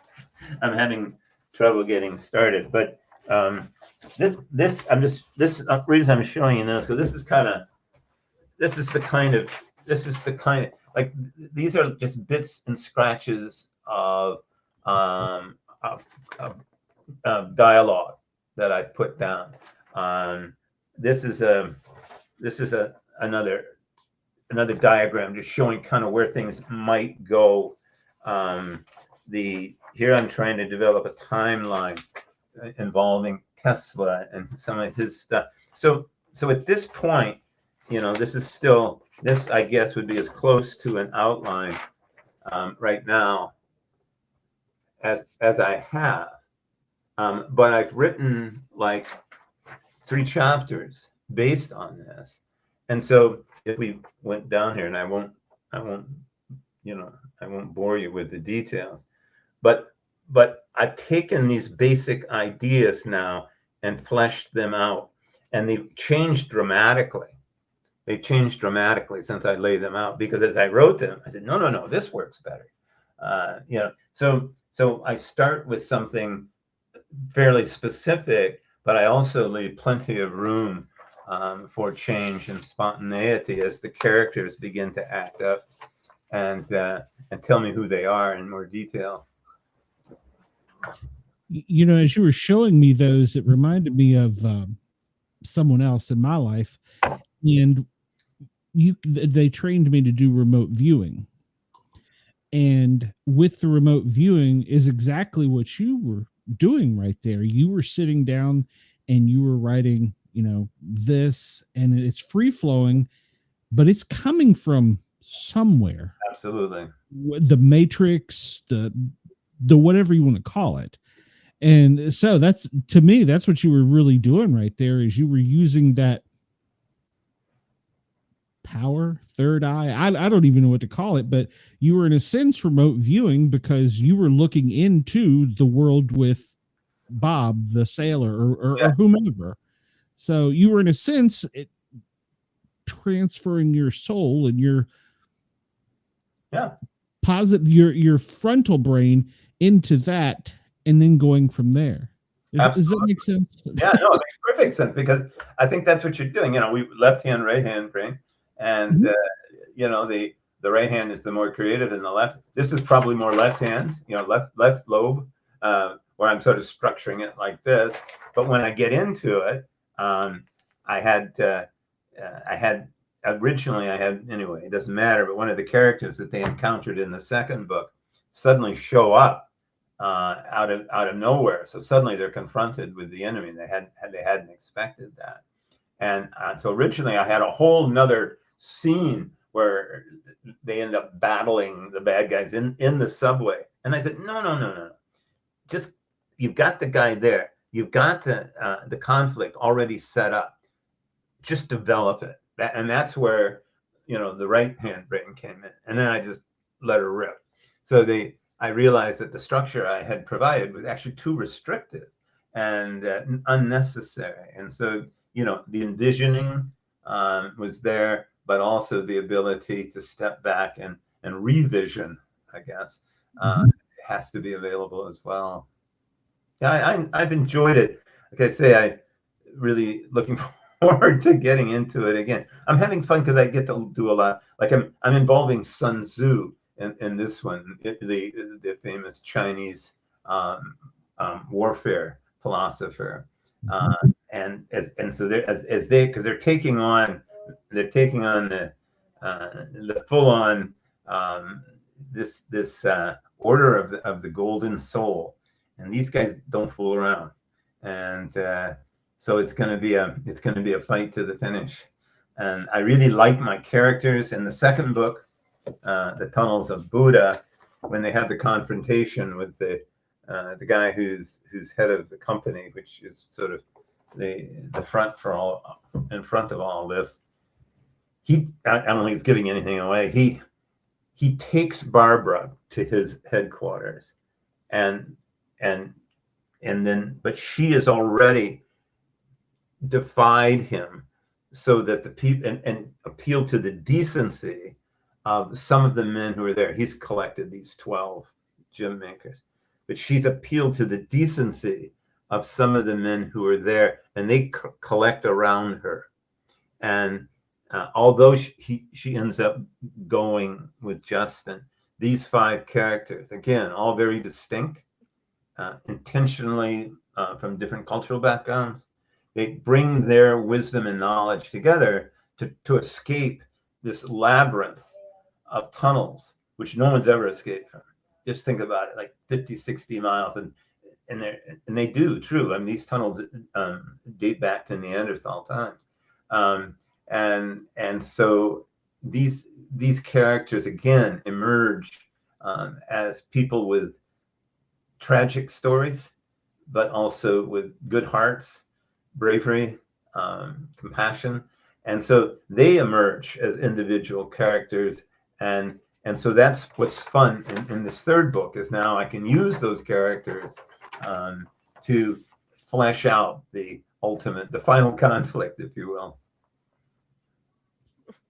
Have you ever looked into remote viewing by chance? I'm excited.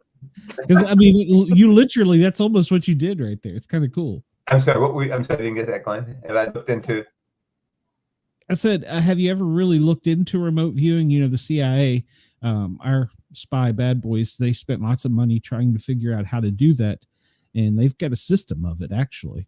Well, I've read about them doing that. I know that they put a lot of money into it.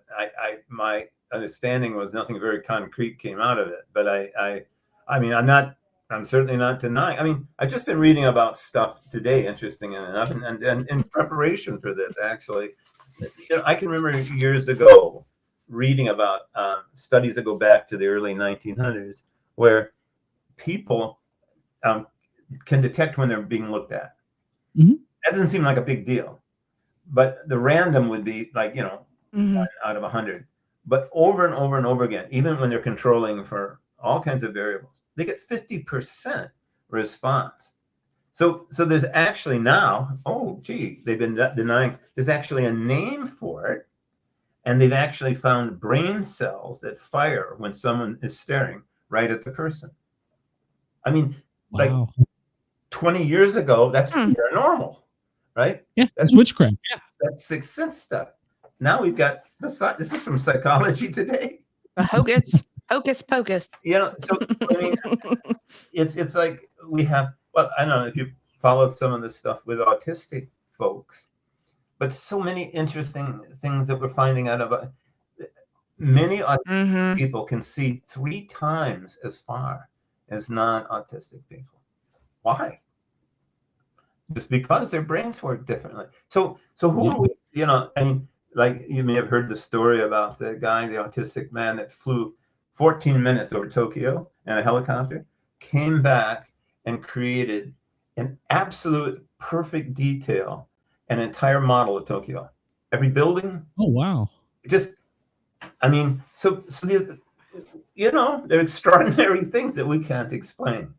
And so I really, you know, I keep my mind. I mean, I must say, I would say it would be like they fire on like a different frequency with a lot of things. Absolutely different frequency, not our frequency. That doesn't make it good, bad, or indifferent, but it's different. And so, you know, I think a lot of people. Well, it's almost like they are like partially on ours, but on like a different one as well. The savant side is just, you know, in their ability to focus and to disaggregate in incredible detail is we can't do it. We can't imitate it. So you're right. It's a different, you know.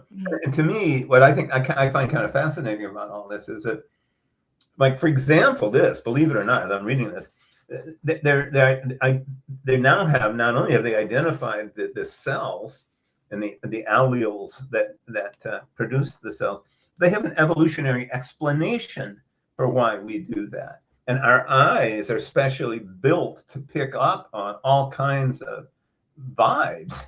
Yeah, stuff we don't see. Yeah.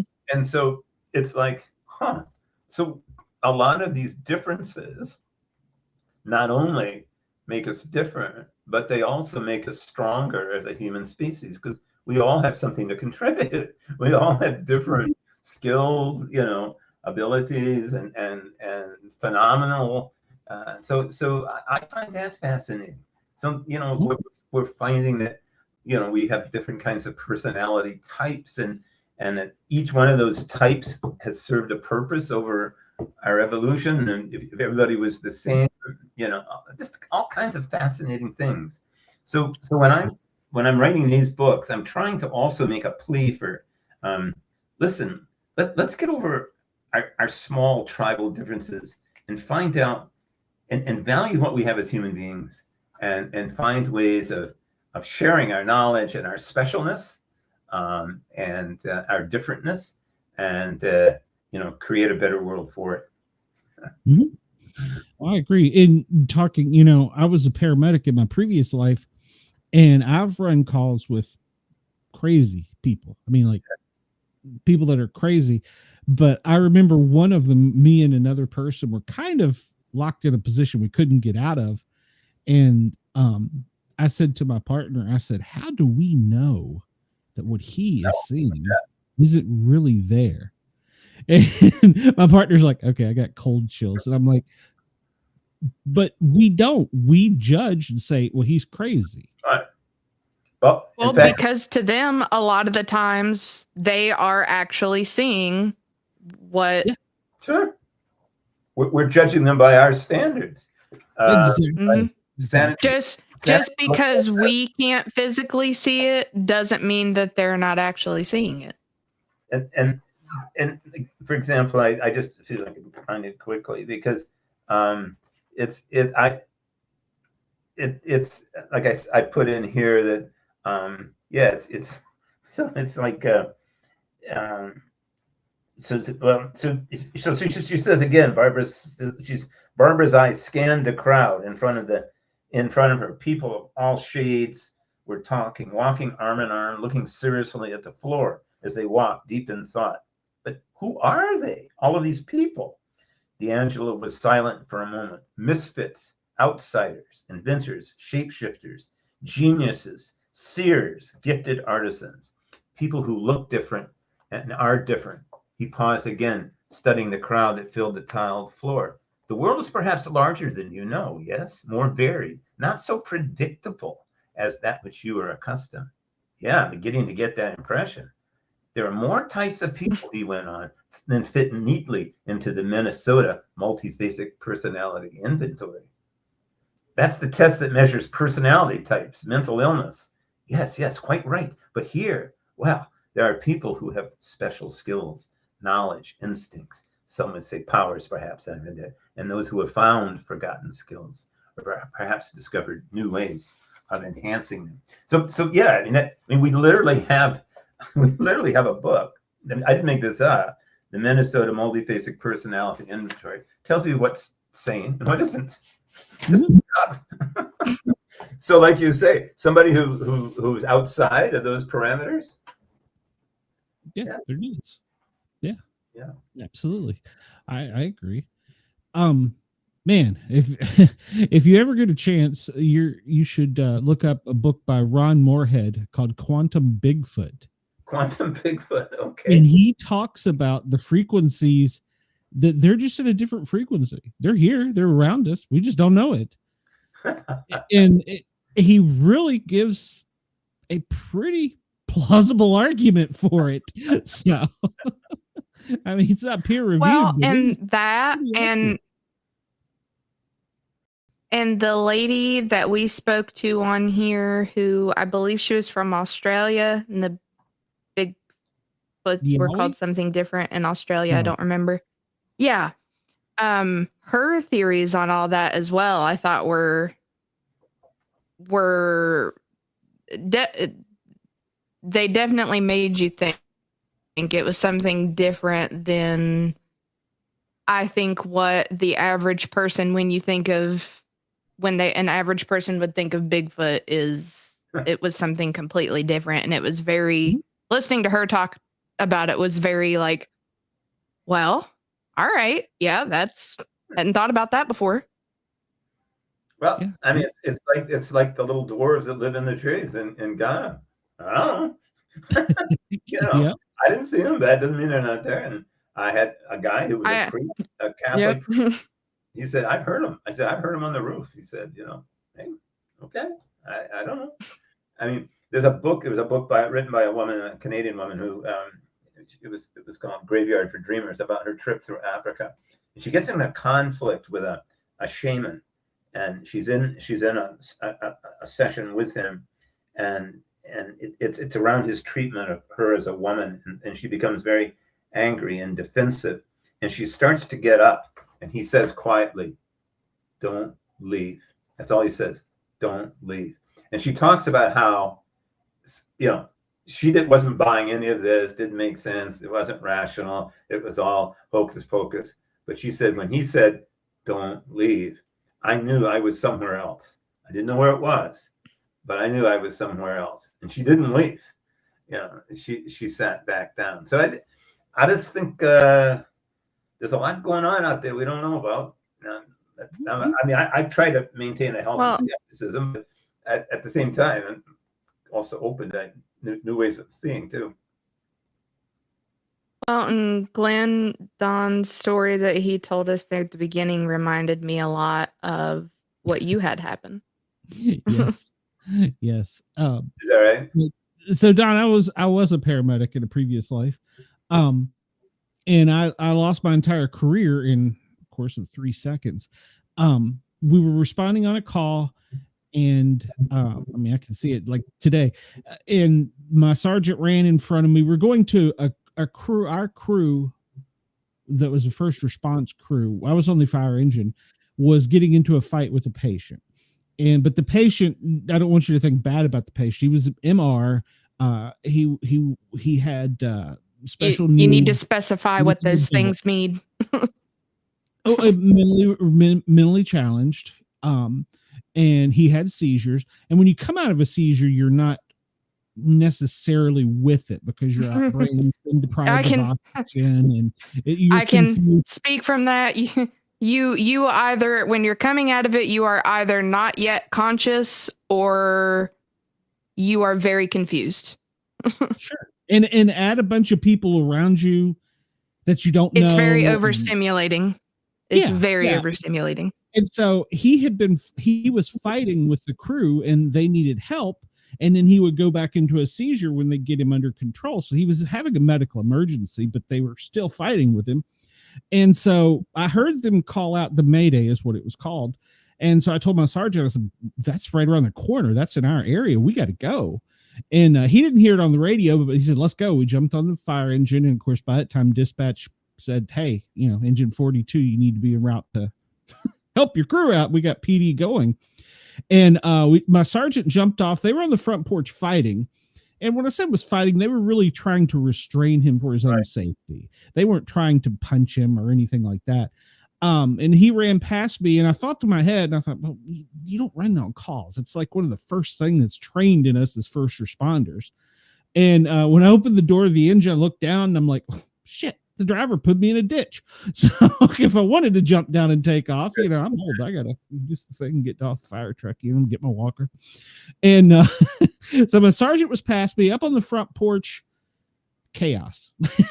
There's 3 of them fighting with the guy. The guy's adults' parents are out there trying to help. And there's all these little yipping chihuahuas. There's like 6 of them. And so I'm about halfway down the driveway, and this voice in my head clears the bell. I don't know if it was a man or a woman. I don't know that it was someone I knew. I didn't know. I didn't feel strange. Told me, don't get bit. And in my head, I look up here in my eyes, because you're talking about what you see, and I saw these little 6 chihuahuas, and I thought, I could boot them with my steel toe boot. I'm not worried about them. I've fought off bigger dogs. And I took like 3 more steps, and this voice in my head screams, don't get bit. And now I'm arguing with myself. I'm like, what? And I'm looking at the dog's brain clear about that. I'm not going to get bit. They're right there. It's fine. About that time, a pit bull had broken out of the house, come around the parked cars, and was between me and my driver. My driver never saw him. And the first bite, no pain, never felt it. Second bite, I felt kind of a pulling. It was like the 3rd or 4th bite when she started pulling me to the ground that I realized I was in trouble. And there was people all around me, but there was no one around me to see this. And so I'm going through, what the hell do you do when you get attacked by a dog? Jesus. Yeah. And so it's a long story short. I finally, a voice in my head, it was my uncle. He was a veterinarian. He had told me as a child when I go on farm calls with him, if something happens, you kick them in the chest to reset their electrical system in their brain, which is a paramedic. I know is a real thing. And they should go away. If not, it'll give you a minute to pause and, figure out. And police had just trained us to take our tool, our pocket knives, out of our dominant hand side pockets, because we would be using them to push off and put them in your non-dominant. She grabbed me on my left side, so I couldn't get to my tool. So in the middle of all this, I'm thinking, I'm poking her in the eye. I'm like, no, that works on sharks. And I mean, literally, this is all going through my mind in slow motion. Finally, I heard my uncle, kick him in the chest. I'm like, hey, that's a good idea. I might want to do that before I go to the ground and it gets worse. And finally, I got her off of me. My fingers were hanging. There was blood coming out of my glove. And I was like, this sucks. So, I wasn't in a lot of pain. And as I was walking, the next thing the voice said, now at this point, I'm arguing with this voice because I'm pissed off. I'm like, you should have said, look behind you, dumbass. It said, don't worry, it'll all be okay. Well, thanks. Yeah, you tell me that now. Like, you could have said, look up behind you, dumbass. But no, you said, don't get bit. There's dogs up there. So I'm now arguing in my head. And it told me that it was only going to hurt for a little while. Well, I was too mad for pain at this point to kick in. So I walk up the porch and I'm breaking open. We're trying to get drugs out of the drug box. And I remember they're like, you need to get this drug and this. I'm like, yeah, well, about that. Somebody's going to have to help. And they're like, why? I'm like, and I held up my fingers. And that was the first time I realized we wore purple gloves. The latex had been ripped off. 3 of the fingers, these 2 fingers were dangling. This one was just kind of, I don't know what it was doing. And I had a hole through my hand. I remember going to them like, yeah, somebody else is going to have to handle this one. And everybody around me just stopped. You're like, what the hell happened to you? You were just right there. And I'm like, I got bit by a pit bull. And the owner's like, she didn't get out. Somebody might want to go check on her. I kicked her in the chest. She's so pneumothorax. Yeah. About that time, the owner's like, you didn't get bit, did you? Hey, here's your sign, Sherlock. So yeah. So that was the call that ended my career after 30 some years of taking up my damn dog. But I did hear that voice in my head. Don't know who it was. Don't know what it was. And like I said, reality stopped. And I was arguing with this person in my head, trying to figure out what the hell to do to get a dog off my hand. And, I was somewhere else for those few seconds. And literally there couldn't have been 20 feet between me and the front porch and 20 feet between me and my driver. And no one saw it. Not a soul. But something in your subconscious or something did. And knew it was coming and warned you. And I was a little slow, obviously. If you look up this third, and then was trying to comfort you after. Well, I was thinking, hey man, what do you want? I warned you. You didn't listen. Yeah. Why do you gotta be sarcastic, dude? Couldn't you be the good one? But if you look at that third minute, they talk about that it often occurs when people are, I wasn't near death, but it was close enough where people are sort of saying, or these voices are telling you what to do and what not to do. And mine wasn't exactly like that, but well, you've had that experience, It's real. You it's one of can't the reasons I started this show. You can't explain it. It just is. It just is. Yeah, it's one of the reasons I started this show. Well, that and the wife telling me to get a life. But I mean, because I was like, I've always had a thing for the paranormal, Bigfoot. But what was that? Was it an elder? Was it an angel? Was it what the hell? And why the hell was I so stupid that I didn't listen? Well, people have said that you have a little buddy with you too, so could be your little guardian angel. Could be. I don't know. But yeah, so that's one of the reasons, as you were telling us, I'm like, yeah, it's kind of why I started this show, is to figure out, what it was. And it was right. Everything was going to be okay. I thankfully have not had something like that, but I like to think that I think it has something to do with my neurological condition. Like I feel very honed into things like that. May well be. Especially says don't get bit. Especially. Yeah, I mean, especially around the time that I have those episodes, like it is very difficult to describe to people what happens as I'm going into one of my episodes. Is it related but to epilepsy? they have changed. Is it? So I have a tumor. Oh boy.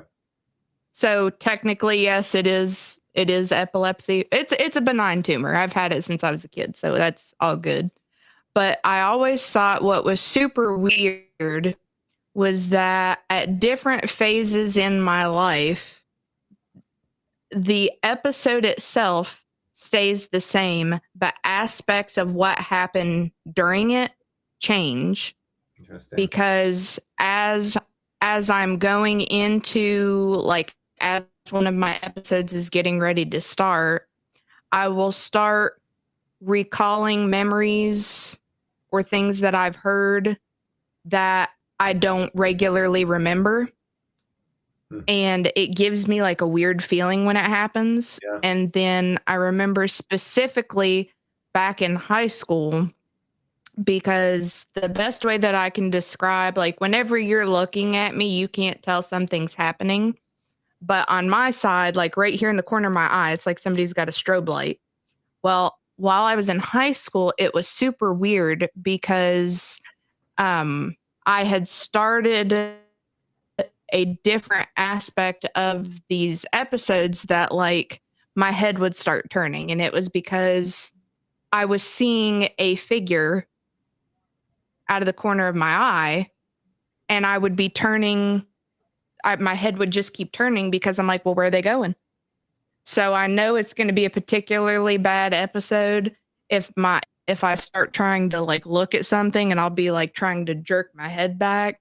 But it's super weird, some of the stuff that happens while I'm going into the episode, because I'll start like, I can tell you that I remember things that I don't normally remember, but I can't tell you what until, like, I would be having one. And it's super weird. Sounds like you're switching channels. Exactly. Changing. Kinda. Yeah. That's it's almost like you're I'm like momentarily turning a frequency, or like doing like a full reset is what I like to call it. One of my friends has seizures, and he says that he can tell when they're coming by. He starts getting deja vu, and he can feel that deja vu. Yeah. Well, that's kind of like where I said, like, memories are coming back to me that I don't remember on like a normal basis. It's almost kind of like that deja vu. And I have since I was younger, have some freaking crazy deja vu. Well, I mean, it's there's a lot of stuff that we just, we can't explain. I mean, you see a diagram of the brain and there's billions of cells. Those are all running on electrical impulses, right? And I mean, electrical impulses, you can broadcast those, and you can turn them into waves. You can do all kinds of weird things with them. And we just don't know. I think that it's the last great frontier, is understanding the way our brains work. In my book, Barbara is an empath, and it wasn't anything that she developed, but she could sense what people were feeling and sense their actual thoughts. And I think there are people who are much more sensitive to that. This friend of mine and I were talking about the shaman. Was he really plugged into or was he just extremely, exquisitely sensitive to empathetic, if you were? Could he detect in our facial expressions and things like that, things that we could identify? I don't know.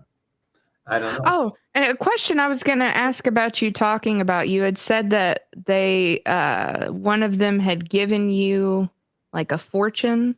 Yeah. And your friend one as well. Was it accurate? Well, mine was, I must say, actually, when I wrote an article on it, I said mine was a bit like a fortune cookie. Oh, one of those. I mean, it was nice. He said, you have a strong river. I remember this. He said, you have a strong river running through you. Strong river. I've written it down someplace. And, no one is blocking your way. And he talked to Wayne. He said, but somebody is blocking your career. But he said, don't worry, they're not using juju. So juju is, of course, black magic. Right? So so there's something. I don't know what. But I guess that was very much like a fortune cookie fortune. Take it as you will. Listen, I felt good about, hey man, I felt good. I have a strong river and a strong, and rivers up there, of course, represent strength and life, and but his was more a little darker. But like I say, he was assuring that it wasn't juju, so it wasn't black magic. So, have you ever seen a ghost? A ghost? Mm-hmm. Or a spirit, or a cryptid of sorts? Something unexplainable? Okay, well, no, fair. You might now. Oh, okay, it's something unexplainable.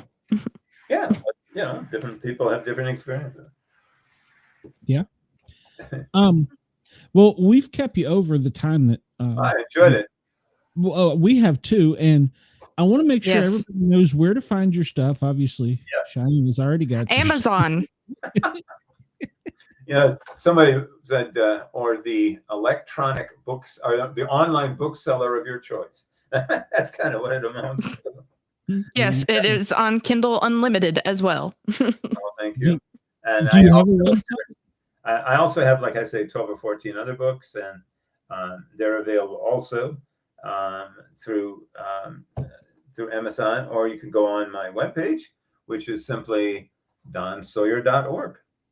And I'd be happy to send you whatever you like. As I say, I've written books all the way from elementary age chapter books up through nonfiction adult accounts of our first teaching in Newfoundland, in rural Newfoundland. So I've covered some terrain over my life. But as I say, it's a good thing I'm a teacher that writes rather than a writer that teaches, because I was able to make a living teaching. We would all die if I tried to make a living writing. When I was researching you, I was like, wait a minute, I must have the wrong guy here. This is children's books. Well, I got them on. Yeah, no, I figured it out, but yeah, I was like, I got two young adult fiction books that I'm really proud of. I really like. One of them is a Canadian bestseller. For the Rivers Meet, sold over 20,000 copies, and that's used mainly in native classrooms and for young people, and that's really gratifying.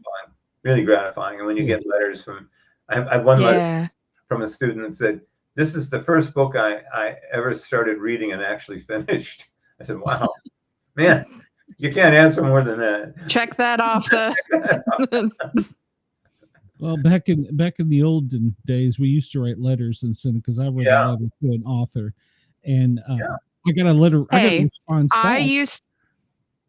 I used to do that as well. In the back of teen magazines, there used to be addresses for your favorite celebrities that you could write to, and I may have written several. Well, I was told by the author that he was very touched, and I mean, I still got a copy of the letter. He's passed since then. And he was very touched, because this was before the day where people really reached out. Now you can, I could Google Don Sawyer, find you, get an email address, and shoot you a message. But back in those days, you had to, like you said, either a magazine or somewhere, and then hope that the person actually got it, and then hope that they actually read it, And so they cared enough to read it and cared so much enough to respond. Yeah. And he told me, he said, it does mean a lot to me, because, it was, of course, I was probably in my teens at the time. So yeah, Dennis Smith was the author. He wrote Report from Engine Company 82, a story about his career in the FDNY. And back in those days, it was really wild. Well, I guess it's still wild, but it's just how you look at it. And so that was one of the things that inspired me as a firefighter paramedic, So, and I wrote him even back then. And so it is nice to reach out and be able to correspond with, I really like getting, sometimes like some of my books are used as classroom sets, and I have some teacher's guides that go with them. And one of my suggestions is to get your students to write me. Here's my address. And sometimes I'll get a big envelope full of letters, and it's really fun. And I write everyone back. If they take the time to write me, that's the least I can do back. I need to figure out how to do that for my favorite author, because I would love to actively write her. And she is actually from here in West Virginia. And her book was used as my freshman year. I was in like a leveled up English class, and that was the first story that we read that year. And I will play that on repeat on audiobook of her story of like how crazy her family life was. I highly suggest it. It's by Jeanette Walls. It's called The Glass Castle. Fabulous book. And I will play that going to bed at night. She reads it herself on Audible, and it is a fabulous book. And I would love to write her and tell her, I have read and listened to that so many times. I know it would mean a lot to her. I mean, like I say, it's always gratifying. I mean, as a writer, it's a pretty lonely business. You sit at your computer and whack away and wonder if anybody's ever going to read it. And so when actually someone writes and read it, it's kind of wow. And so in particular, when people take the time to reach out to you, I think for the most part, I mean, obviously there's exceptions, but I've met a lot of writers, most of whom are, quite modest and caring and compassionate people, and some are real arrogant assholes. And so you win some. We know you're gonna run into those. Anyway, we've come across a few. I'm sure. Mostly in the comic industry. If we're talking about novels, we're usually good. Comic industry is when we get to the assholes. Comics, COMIC. Okay. Yeah, we've interviewed multiple comic book authors. Some of them are really great, and others are wow. Some of them will forever be on my shit list.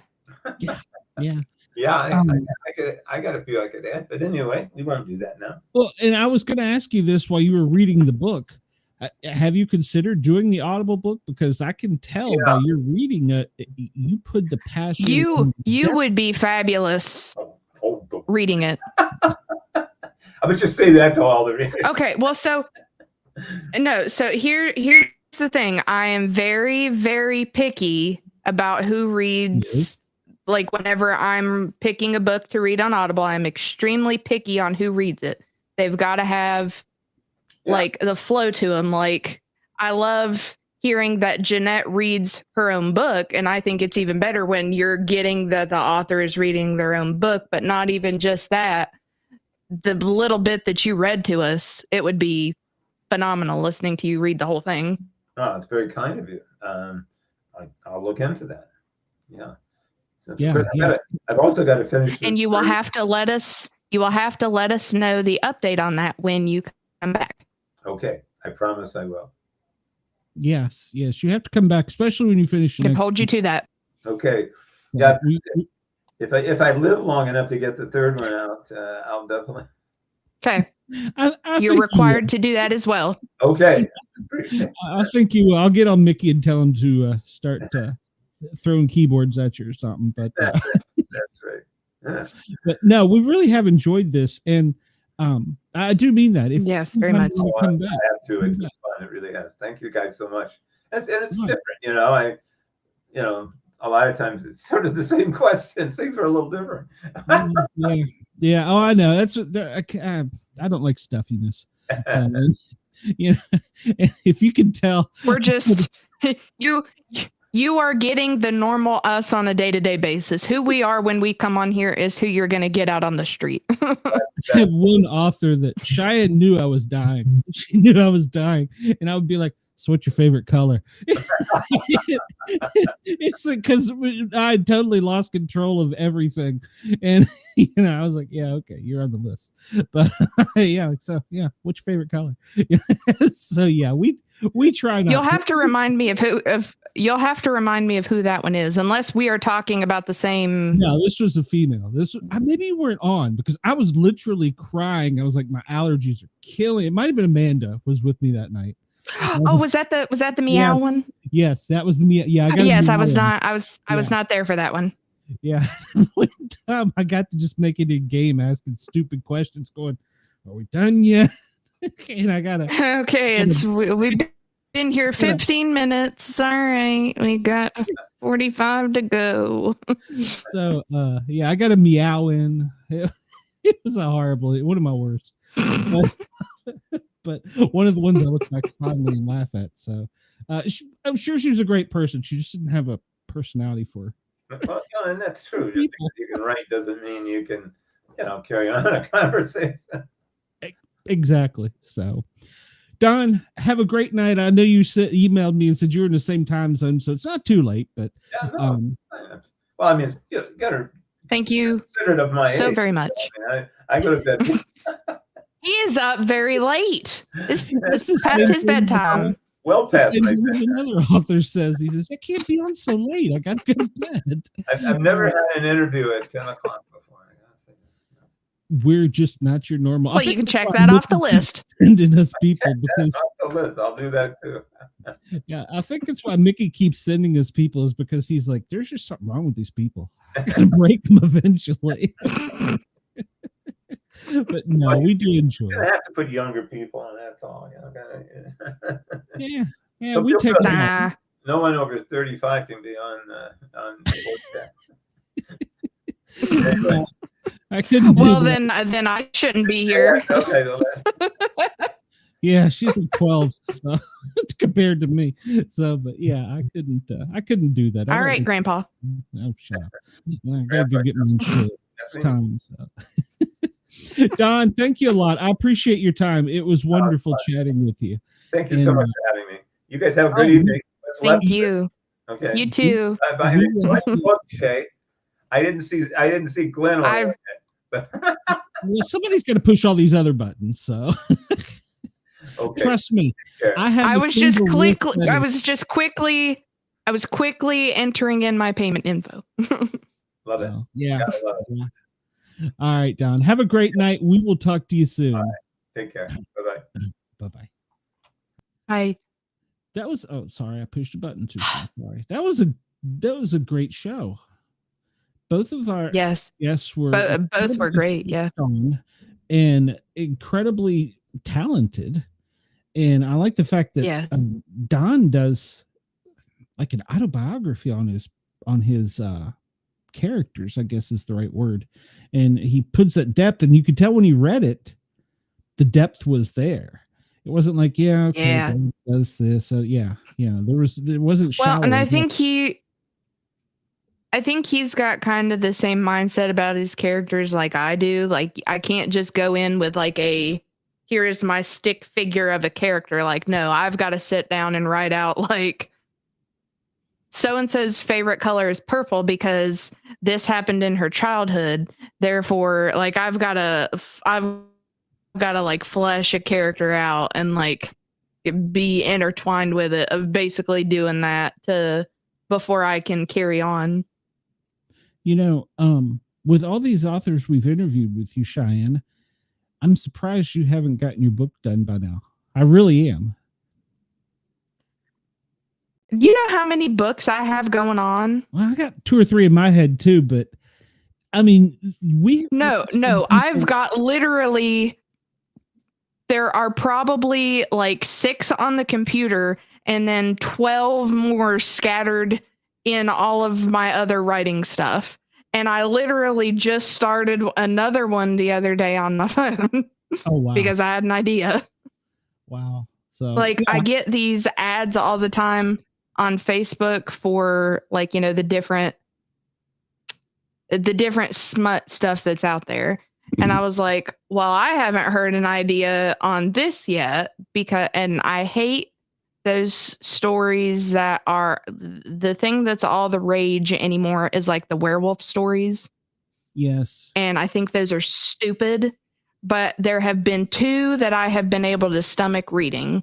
And one of them, it's more heavily in, but the smutty part of it is really good. So I can get past it with that. And then the other one is just the fact that they are werewolves is just kind of just tossed in there a little bit. It's not the main part of the story. And I had read, because a lot of the times in those little ads that they give you, it'll give you like pretty much the first chapter for you to scroll through and read there. And I liked the overall idea, but I was like, you know what? In all of these stories that I have come across, and maybe I just haven't found the idea that I have not found it out there, but I was like, it's always big alpha male werewolf finds his little Luna that like nobody cares about. And I was like, no, I want a strong female pack where the alpha is a woman and she like comes in and brings this alpha male in another pack to his knees because she is a bad bitch. So I started working on that. Okay. Awesome. Well, I just looked over and realized we're still connected to Dare Radio in Australia, and I'm not sure if we've went over our time. It's their lunchtime, so hopefully they're enjoying this. Well, first off, are you going to be able to come back next week? Or do you know? Not next week, because I'll be moving shit. Okay. All right. Well, we'll get you in the week after. In fact, let me look and see who we do have next week, because I know we've gotten a couple more authors coming in next week. And am I reading that right? July 30th? I don't have anybody? No, that can't be right. I got to have somebody. So I'll fix that and see. But yeah, we'll be back. I'll be back tomorrow on Eastern time, 1 o'clock, 1300 till 3 o'clock, doing the Sportcat Daily Gazette. It'll be on Radio X and Dare Radio in Australia. And of course, all the Jurg's channel, and then right here on YouTube. So come check it out. So I'll have that. That'll be in the overnight hours in Australia. So I'm kind of the morning wake up call. They're shock jock. So so yes, I'll be on doing that. And then we have the show on CBS Big Brother coming up tomorrow night and Friday night. So we have 2 episodes this week, and then Sunday. So, and that will also be on Dare Radio and Radio X in Australia. Well, I don't think it's on Radio X. It'll be on Dare Radio. So we have that coming up as well. And if anybody wants to find out the schedule or stuff, just find me on Facebook, Sportcat, and I post all the times and stuff. So no, I'm not good with time zone conversion, so I can't help you there. But I'm lucky to know Google that yourselves. No, I got a app that's time now. So that's why I just looked to see in the course of Australia what times it was. But yeah, we've run way over, so I got to cut out of here. But Cheyenne, I'm glad you were here tonight, or this morning and afternoon for everybody in Australia. We had a great show, 2 great guests. Happy to be here. And if you missed any of it, you can still come over and find it on the Para OR Normal Guyz with a Z, Guyz, Para OR Normal, 3 words, or just search out the Sportcat shows. And of course, this should be tomorrow. And just in case, because of how you pronounce it, it is Para OR Normal, not Para OR. That's Para OR Normal Guyz. Yeah, well, I could understand too in Australia where they might not understand my southernism. So, yeah, but yeah, you can find that, and this will also be rolled over into what is it, Apple, whatever their iPod thing, and Spotify and iTunes. iTunes, yeah, that's it. It'll be on iHeart and iTunes and Spotify and Amazon and all the places. Yeah, I'm all over. So Twitch, all the places. Yeah, that's it. You got anything coming up, Cheyenne? Well, when I am not here, you can catch me over on Spotify for Bracket Bastards. I have them coming up this week. You can check out last week's that we did last week that should just be coming out, which is the Best Jesses, which was a very fun episode. And then our next one coming up is on, I thought it was just Shark Week, like movies, but we are doing like shark and water creature features. So that'll be coming up. Okay, cool. We'll go check that out. Bracket Bastards on the Spotify, or is it on iTunes? Spotify. Okay. All right. I don't know if it is on the iTunes, but it is for sure on the Spotify. Okay. There you go. Go find her over there. And then I will find out and let everybody know what we have coming up next week. And I'll try and announce that tomorrow in case anybody's listening. So, all right. We are out of here. Thank you to Dare Media, Radio X Australia, Yerg's Radio. He's got 10 channels. So thank you, Yerg's. We appreciate that. Everybody over there, come over and find us on YouTube and hit that thumbs up button and subscribe. It would help us out. Like, follow, share, subscribe. Yeah, we're almost monetized, so we could use your help. Please come over and subscribe. Everybody have a great night or a great afternoon, depending on what part of the world you're in. And we will see you next week on the Para OR Normal Guyz. Bye.